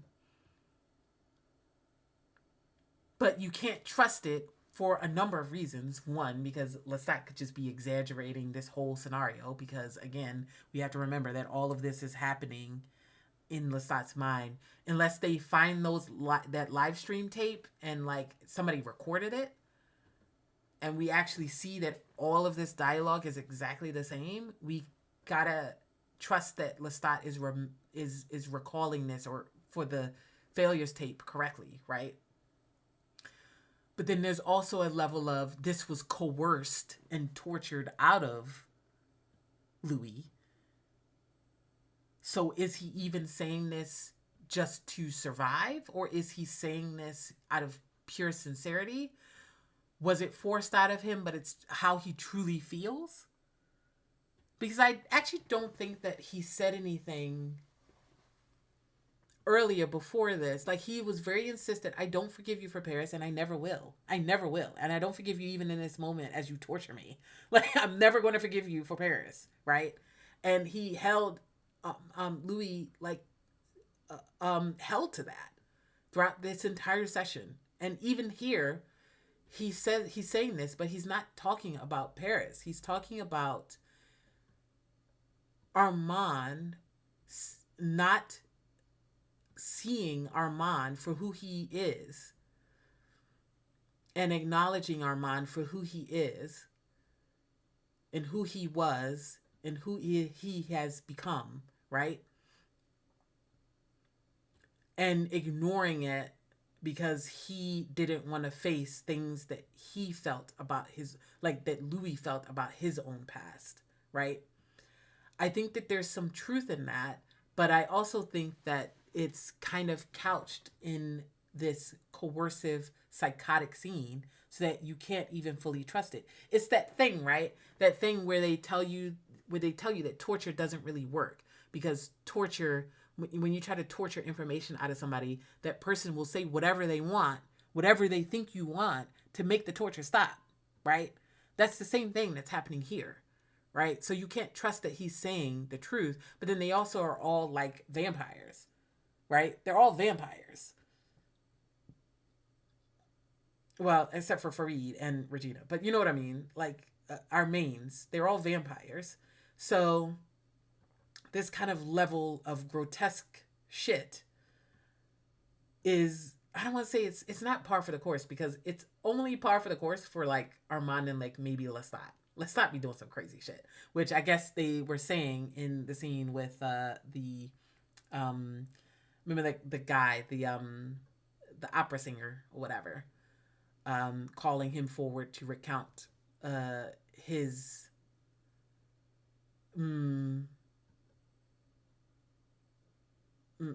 sins, I guess, or failures about him, this random guy from season 1. Okay. I feel like he's had more grotesque kills since then. I didn't even think that one was particularly grotesque. He slashed his neck, but in a certain way so that he wouldn't immediately bleed out, and then he just like slow bled out while Lestat and Louis fed on him. I didn't think that was particularly grotesque. It was a bit dark, but it wasn't that bad. I mean, I feel like everything that happened at the end of season 1 when they did their whole bacchanal, like, you know, deadly party massacre was more grotesque. But then again, in that scene, Louis is the one who had the most grotesque kills in that. If you rewatch it, when he ripped that guy's jaw off, that was crazy.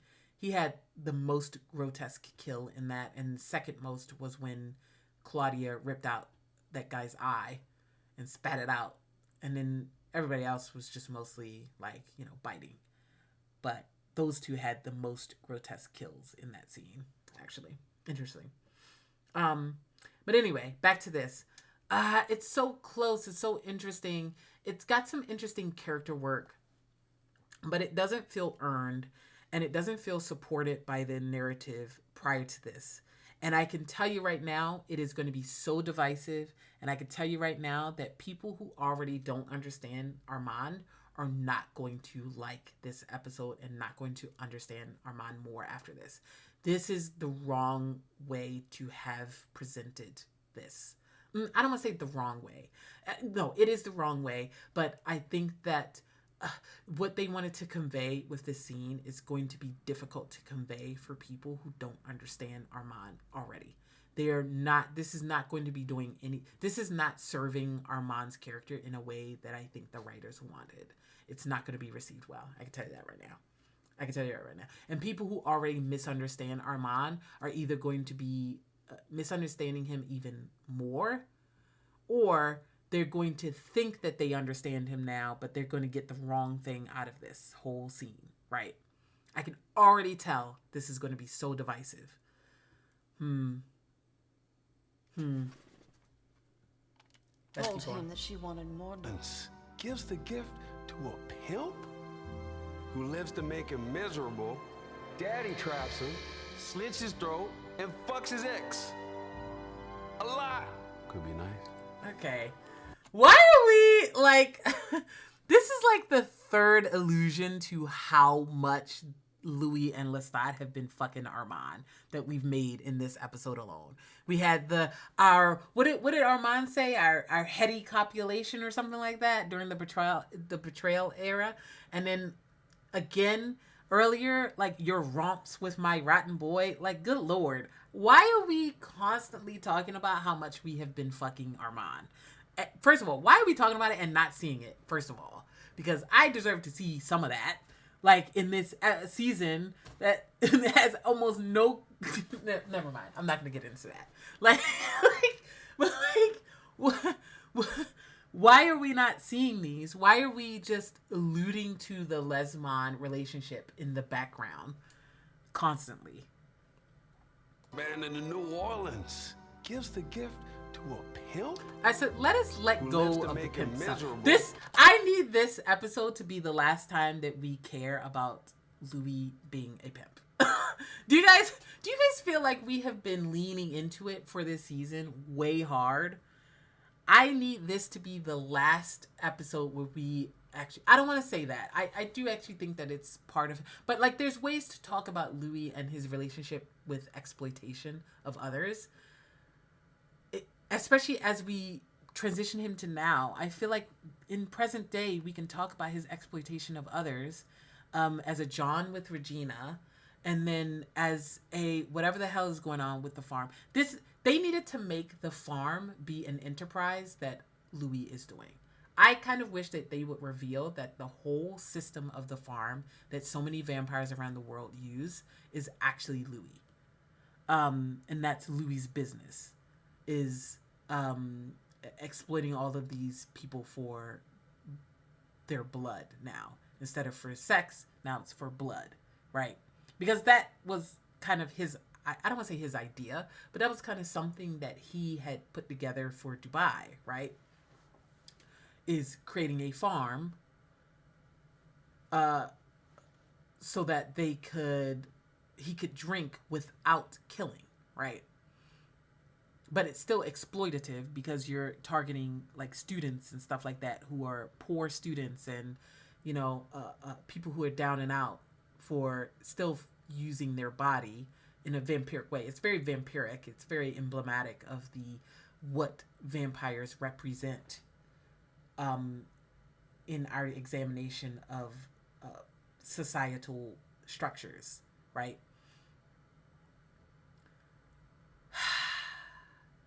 There's some good stuff here, but it's hampered by some of the writing. Like, why do we care? Like, I don't want to say why do we care, because I actually think it's an interesting part of Louis's character, him being a pimp instead of a slave owner from the books. And how does that shift slightly his character? But it doesn't shift it that much, because as we have discussed in this episode, there is an element of slavery to sex work, to being a pimp. There is actually an element to sexual slavery and sex trafficking that's part of being a pimp, right? And it's certainly something that the show has slightly touched on before this. And I think in the conversation that Louis was talking to Armand about, he's finally acknowledging that there was something a little bit exploitative in entering into a relationship with an sex trafficked victim who unfortunately has age regressed and been locked into that arrested development for 500 years, right? Like, because he was turned by his predatory maker, who had been grooming him in the show, had been grooming him for like 13 years, because he was 15. Yeah, he's 12 years. And then who knows how long after he was turned that he was still with Marius. So he was locked into his arrested development forever, and has been kind of living in that forever, in that cycle forever. That's what Armand is. But I don't want us to pretend like Armand wasn't the perpetrator in his relationship with Louis. He is the one that set up this abusive relationship in the first place, when he was first courting him, when he was threatening to kill him in the sewers. Remember that in season 2? Like, Louis was definitely under threat. The power imbalance is definitely skewed towards Armand, but I guess maybe the emotional balance is skewed towards, is that what the show is trying to tell me? That the power imbalance was skewed towards Armand in terms of material power, but the emotional imbalance was skewed towards Louis because of their specific backgrounds and their specific histories of being a sex trafficking victim who has never been able to surmount that, never been able to progress beyond his arrested development about that, because it was locked into him when he was a vampire. When he was made into a vampire by Marius, the guy who had been grooming him for over a decade, right? And then Louis is, for whatever reason, well, in that relationship with Armand, Louis, as a mechanism for surviving the abusive relationship with Armand, Louis fell back on a lot of the patterns that he held when he was a pimp in New Orleans, which we saw that. But it caused this kind of really carnivorous relationship between the two of them, between Louis and Armand, that tore each other apart. Even before we get to the trial and the lynching, like even before that, it was actually probably damaging them so bad, and they just couldn't let go of it.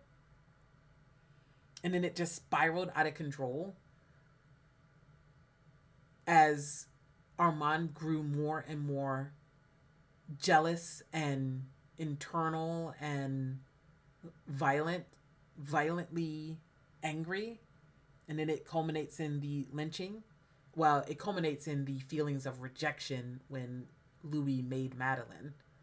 And then that made him feel like, oh no, I can't be with Louis Louis just rejected me. And we have to always remember that connection, companionship for Armand is safety. So it felt like a threat on his life when Louis rejected him, because he wraps up, he wraps survival up in his relationships. Armand does, I mean. And so, as did Louis, I think, at that time. Like, a lot of the reason that he entered into a relationship with Armand is because he felt threatened by Armand and the coven. And part of the reason he entered into that relationship is because of that threat. And he wanted to use the relationship as protection, as safety. So they both were trying to use this relationship as safety with the other. But, we never want to forget that at the end of the day, Armand holds material power in this, even if he doesn't believe that he does, even if he doesn't understand that he does, or I don't want to say understand, but he's deceiving himself, like he said earlier, believing the lie. He's believing the lie. He's holding on to the lie so hard that he's starting to believe it. And so the rejection happens. It spirals out of control. He decides, I can't be with Louis. I got to choose the coven. They're safer. And he chooses the coven. It doesn't go the way that he wanted it to go. It doesn't, it doesn't make him feel better. And then he's just listening to Louis scream in the walls. And then he decides, okay, I don't want the coven. I do want Louis. So how can I turn this around? And then he rescues him from the wall. He saves Louis in that way. And then he uses that to cover up the fact that he didn't save him on the stage. And then he uses that to cover up the fact that he didn't just not save him, but he directed this play at the behest of the coven. Right? Which we knew that was true, but I know that some people believe that wasn't true, that it wasn't like the coven is the one that wanted this trial lynching, and then Armand went along with it. But this episode very much is, that's how it was. Like, they were twisting my arm, but I did enjoy directing the play because he's a theater kid. He's going to enjoy his work. We've always known that Armand enjoys his work as an art director. Like, he actually quite likes his job in that aspect, even if he didn't love the whole leading the coven aspect of it. I'm trying to see what we're going for here. I feel like I've been meandering as I talked about this. So he's going back through his life and he's like, oh, you used the gift for this.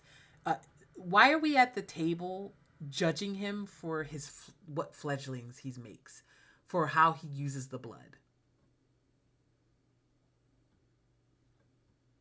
And using that as a map through which we are examining his life. Is he saying that his failure as a maker is the things that are causing his life to be overall a failure here? Is that what I'm getting out of this?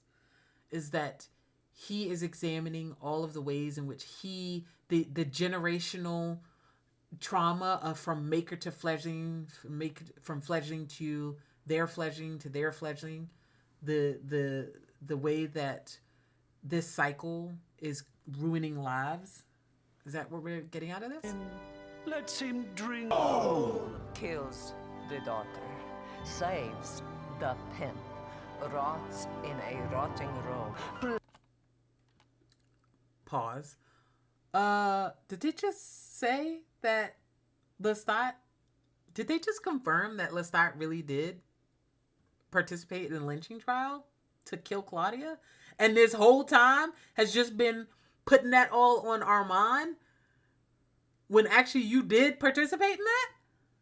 Deadass? This is the second time they said that, by the way. They said that last episode where Claudia confronted him. Is like, yeah, you went there and you rehearsed all that shit. Yeah. You actually were there to kill us, actually. Or at the very least, kill me. Was he actually just genuinely there to kill Claudia? and save Louis. And all it was theater. The whole scripted theater. Oh, all the stuff where he was going off script or something was just some bullshit. Is that what I'm understanding?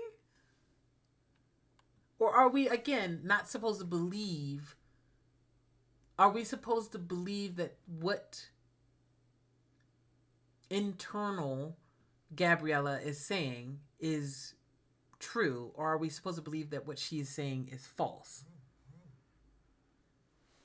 Why is this so confusing? For a piano, waiting for a hug. A rotten boy? The way he's constantly using that.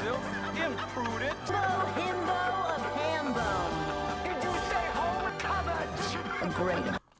Sorry, give me a second. Did we just see him as Harlequin? I thought he wasn't Harlequin. I thought you were Lelio, whatever. Because that was a Harlequin shot. So are we saying that there was a point where he also was Harlequin? And that actually Armand was telling the truth about that? Because why did we have him flash to when he was Harlequin? So he been out here dead ass going, no, this didn't happen, this didn't happen, this didn't happen. And all that shit did happen? No, this is a lie. This is actually a lie. And actually, no, all that shit is real. The bimbo himbo of Hambone. Right? This is his Harlequin. This is Harlequin, not Lelio. So is it the order of it is wrong? Is this when this is him already as a vampire maybe? And so his Lelio was when he was a human. And then once he became a vampire, he was Harlequin. Because now in this universe, in the TV version of this story, he did actually work at the Théâtre de Vampire. He was actually in the company. He didn't leave right before the company started working and, help. Like, he is the one that built the Théâtre de Vampire, not Nikki. And he worked as an actor on stage for a while with them. Did you stay home until you were 30? Bonjour, Saint-Germain, Bucarest, Montreal, let's hear it for Sophia, Gabs, and the fledglings of failure. You are all and also tonight. Marius, who's not a fledgling. What? Okay. Because I murdered you, made you, or memorably traumatized you. Congratulations for your historical proximity to me. 1953. What's your name? After Louis and Claudia left. I spilled a lot of your blood. I was in a foul mood that evening. You deserved better. Okay, random guy. You deserve better, random guy. In the audience tonight. Baggage man, New York Limited. How's the head? Black licorice. I wrote a song about you. I'm sorry, what?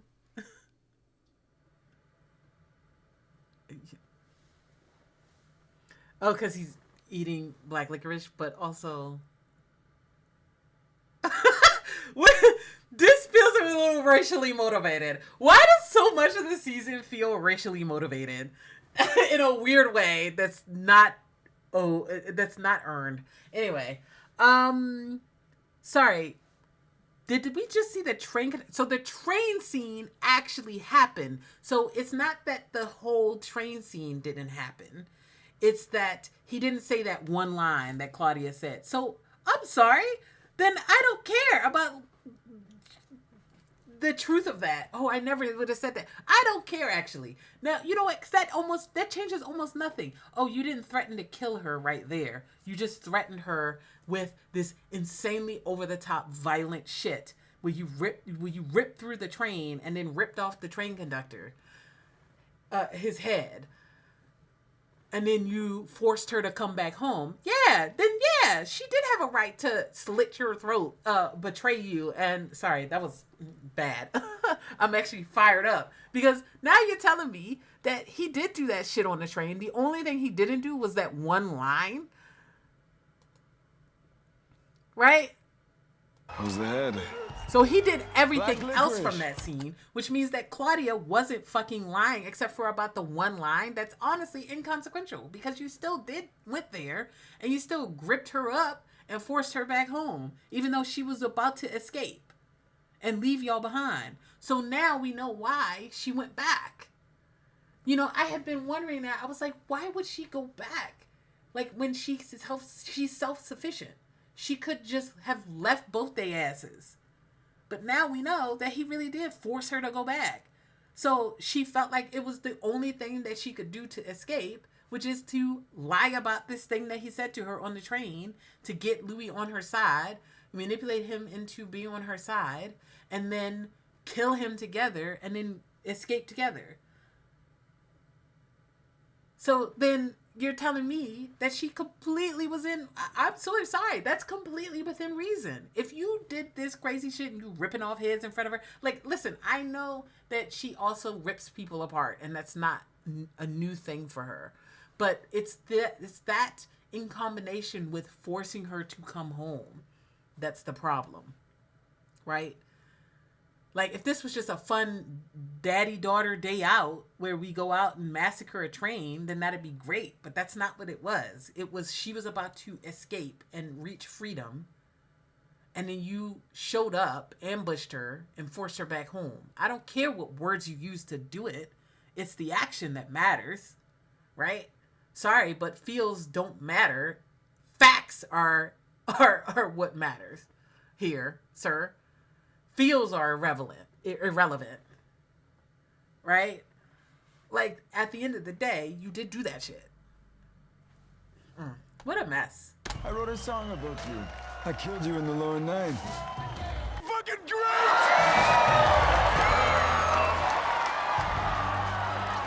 Okay. Maria's been here is tripping me out, actually. As grotesque as that love appeared to you, I did. But why is Claudia not here?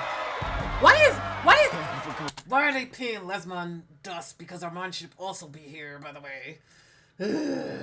They are paying Lesmond dust, and it's actually pissing me off, actually even more. Season 4 better be heavy Lesmond. I swear to fucking God.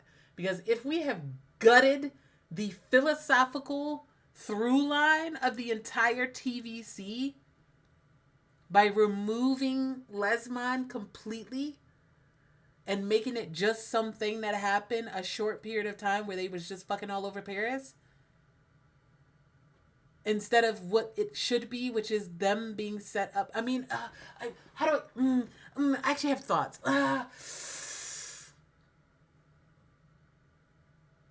I'm gonna change the way that I said that, or I need to talk through how I feel about how they've handled Lesmond in this season. I think I need to think about it. So let me just keep going. We're almost done. I think we only have like 15 minutes left. We got TC on the drums, Salamander on the bass, Plastic Dracula Alex on the guitar, and Vampire Lestat. Larry ain't here. The way we did not give a shit about Larry is so funny. Everybody and their mother was online like, how could he do this to Larry? Larry, what about Larry? Remember when people were so mad that Armand made Larry jump in front of a fucking train online? Not a single person in this show cares about Larry. He ain't even here in his dreamscape. This is goofy. The way, not Alex, not Lestat, neither one of them cared about Larry's mysterious suicide. Not a single person, not any of the other band members seemingly. Everybody is just chill. This is funny as hell. The way everybody was up in arms about Armand killing Larry. And so, for whatever reason, none of these people in the show is impacted by that death at all. How are we supposed to stage that just that? Oh, now we remembered Larry. My blood.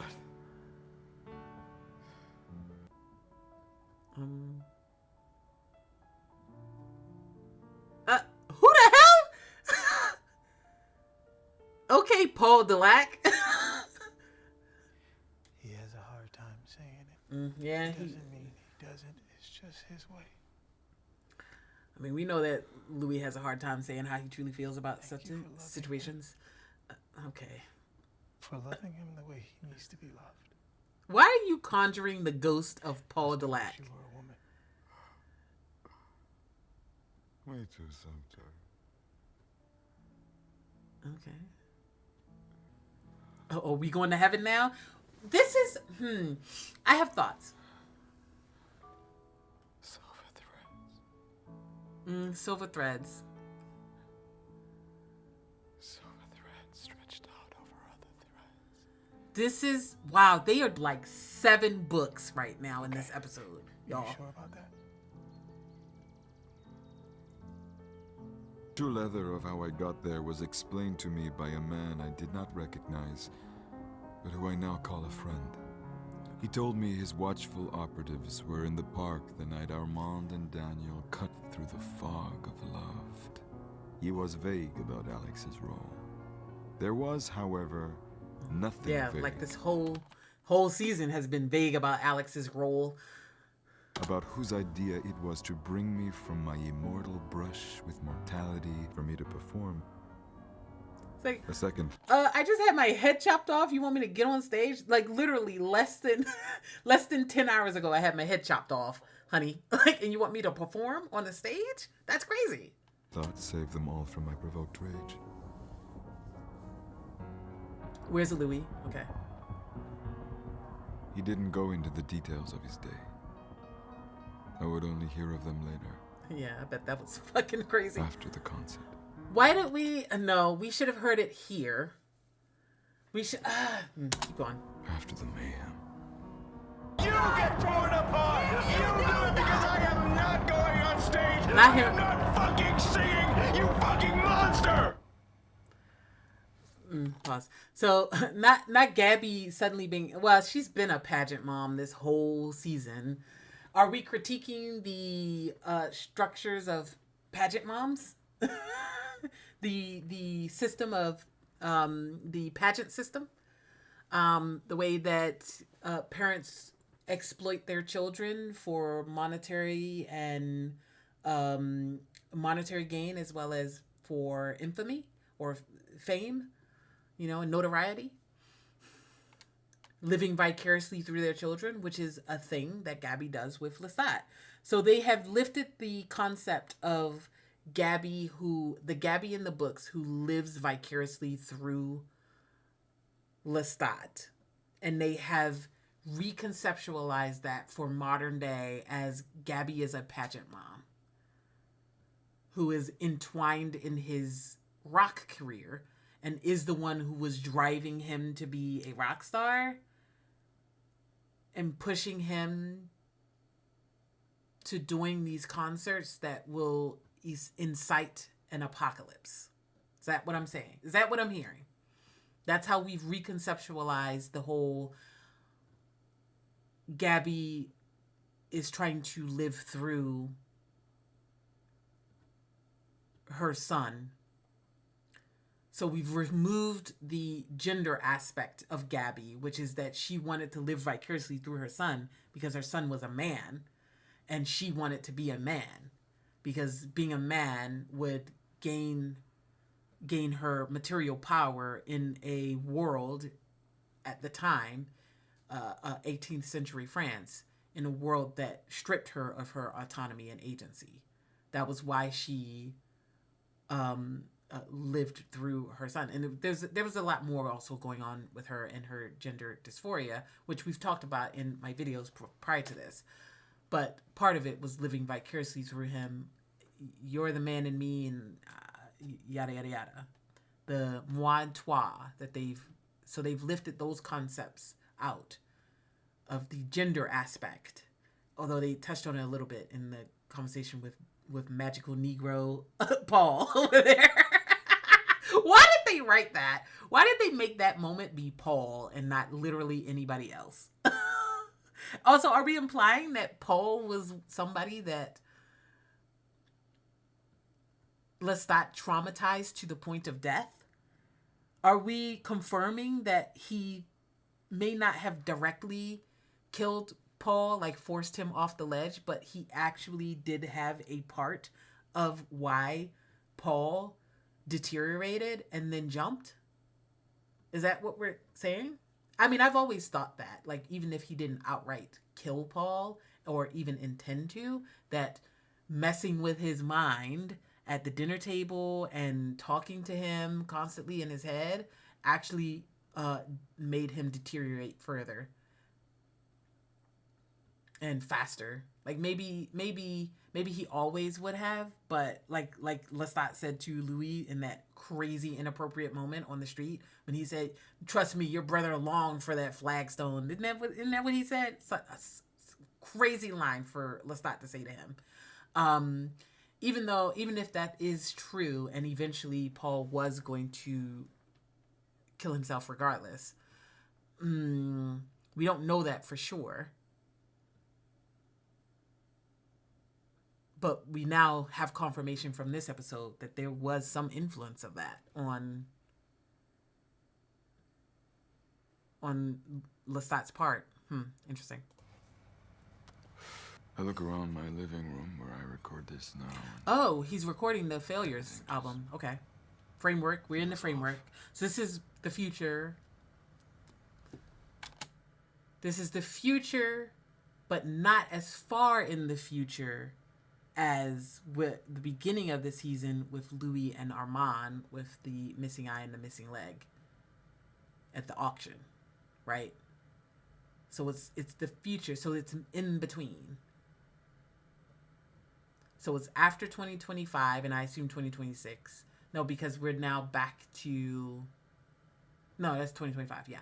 So it was after 2025, but not as far in the future as whatever that is. Okay. I imagine you're here with me. You are listening to The Failures. Now, who is Album saying 58, Side A. Do we know that voice? It's not Daniel. It's not Lestat. Who is saying you're listening to The Failures? Do we know who that is? Actually, it's a good question. I don't think I have ever discussed who is the narrator who's or who is the person who's giving us the notes as we go through the Failures tapes.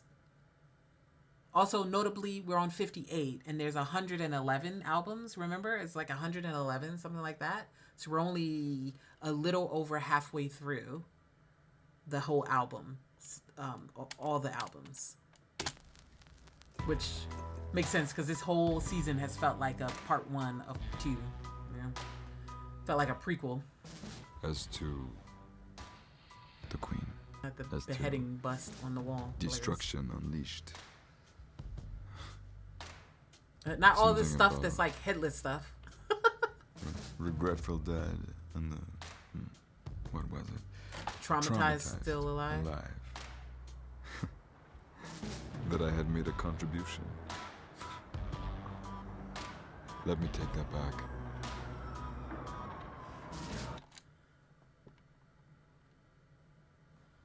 Something is the answer. She is the answer. Oh, that's Akasha. Also he just went outside into the sunlight. Okay. So this is post second Akasha's second rise, where he drinks of her blood even more throughout. Is this... Oh, this is a crazy shot. Like, I know Akasha does some damage, but this is some damage. How is Armand doing more damage than this, y'all? How is Armand doing more damage? Let us not forget that he said he would do more damage than the Queen ever did.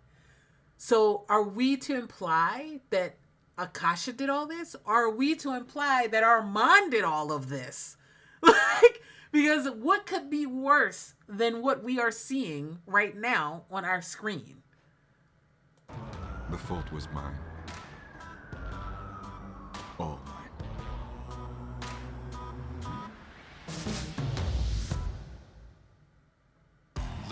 tracks from the Vampire Lestat were...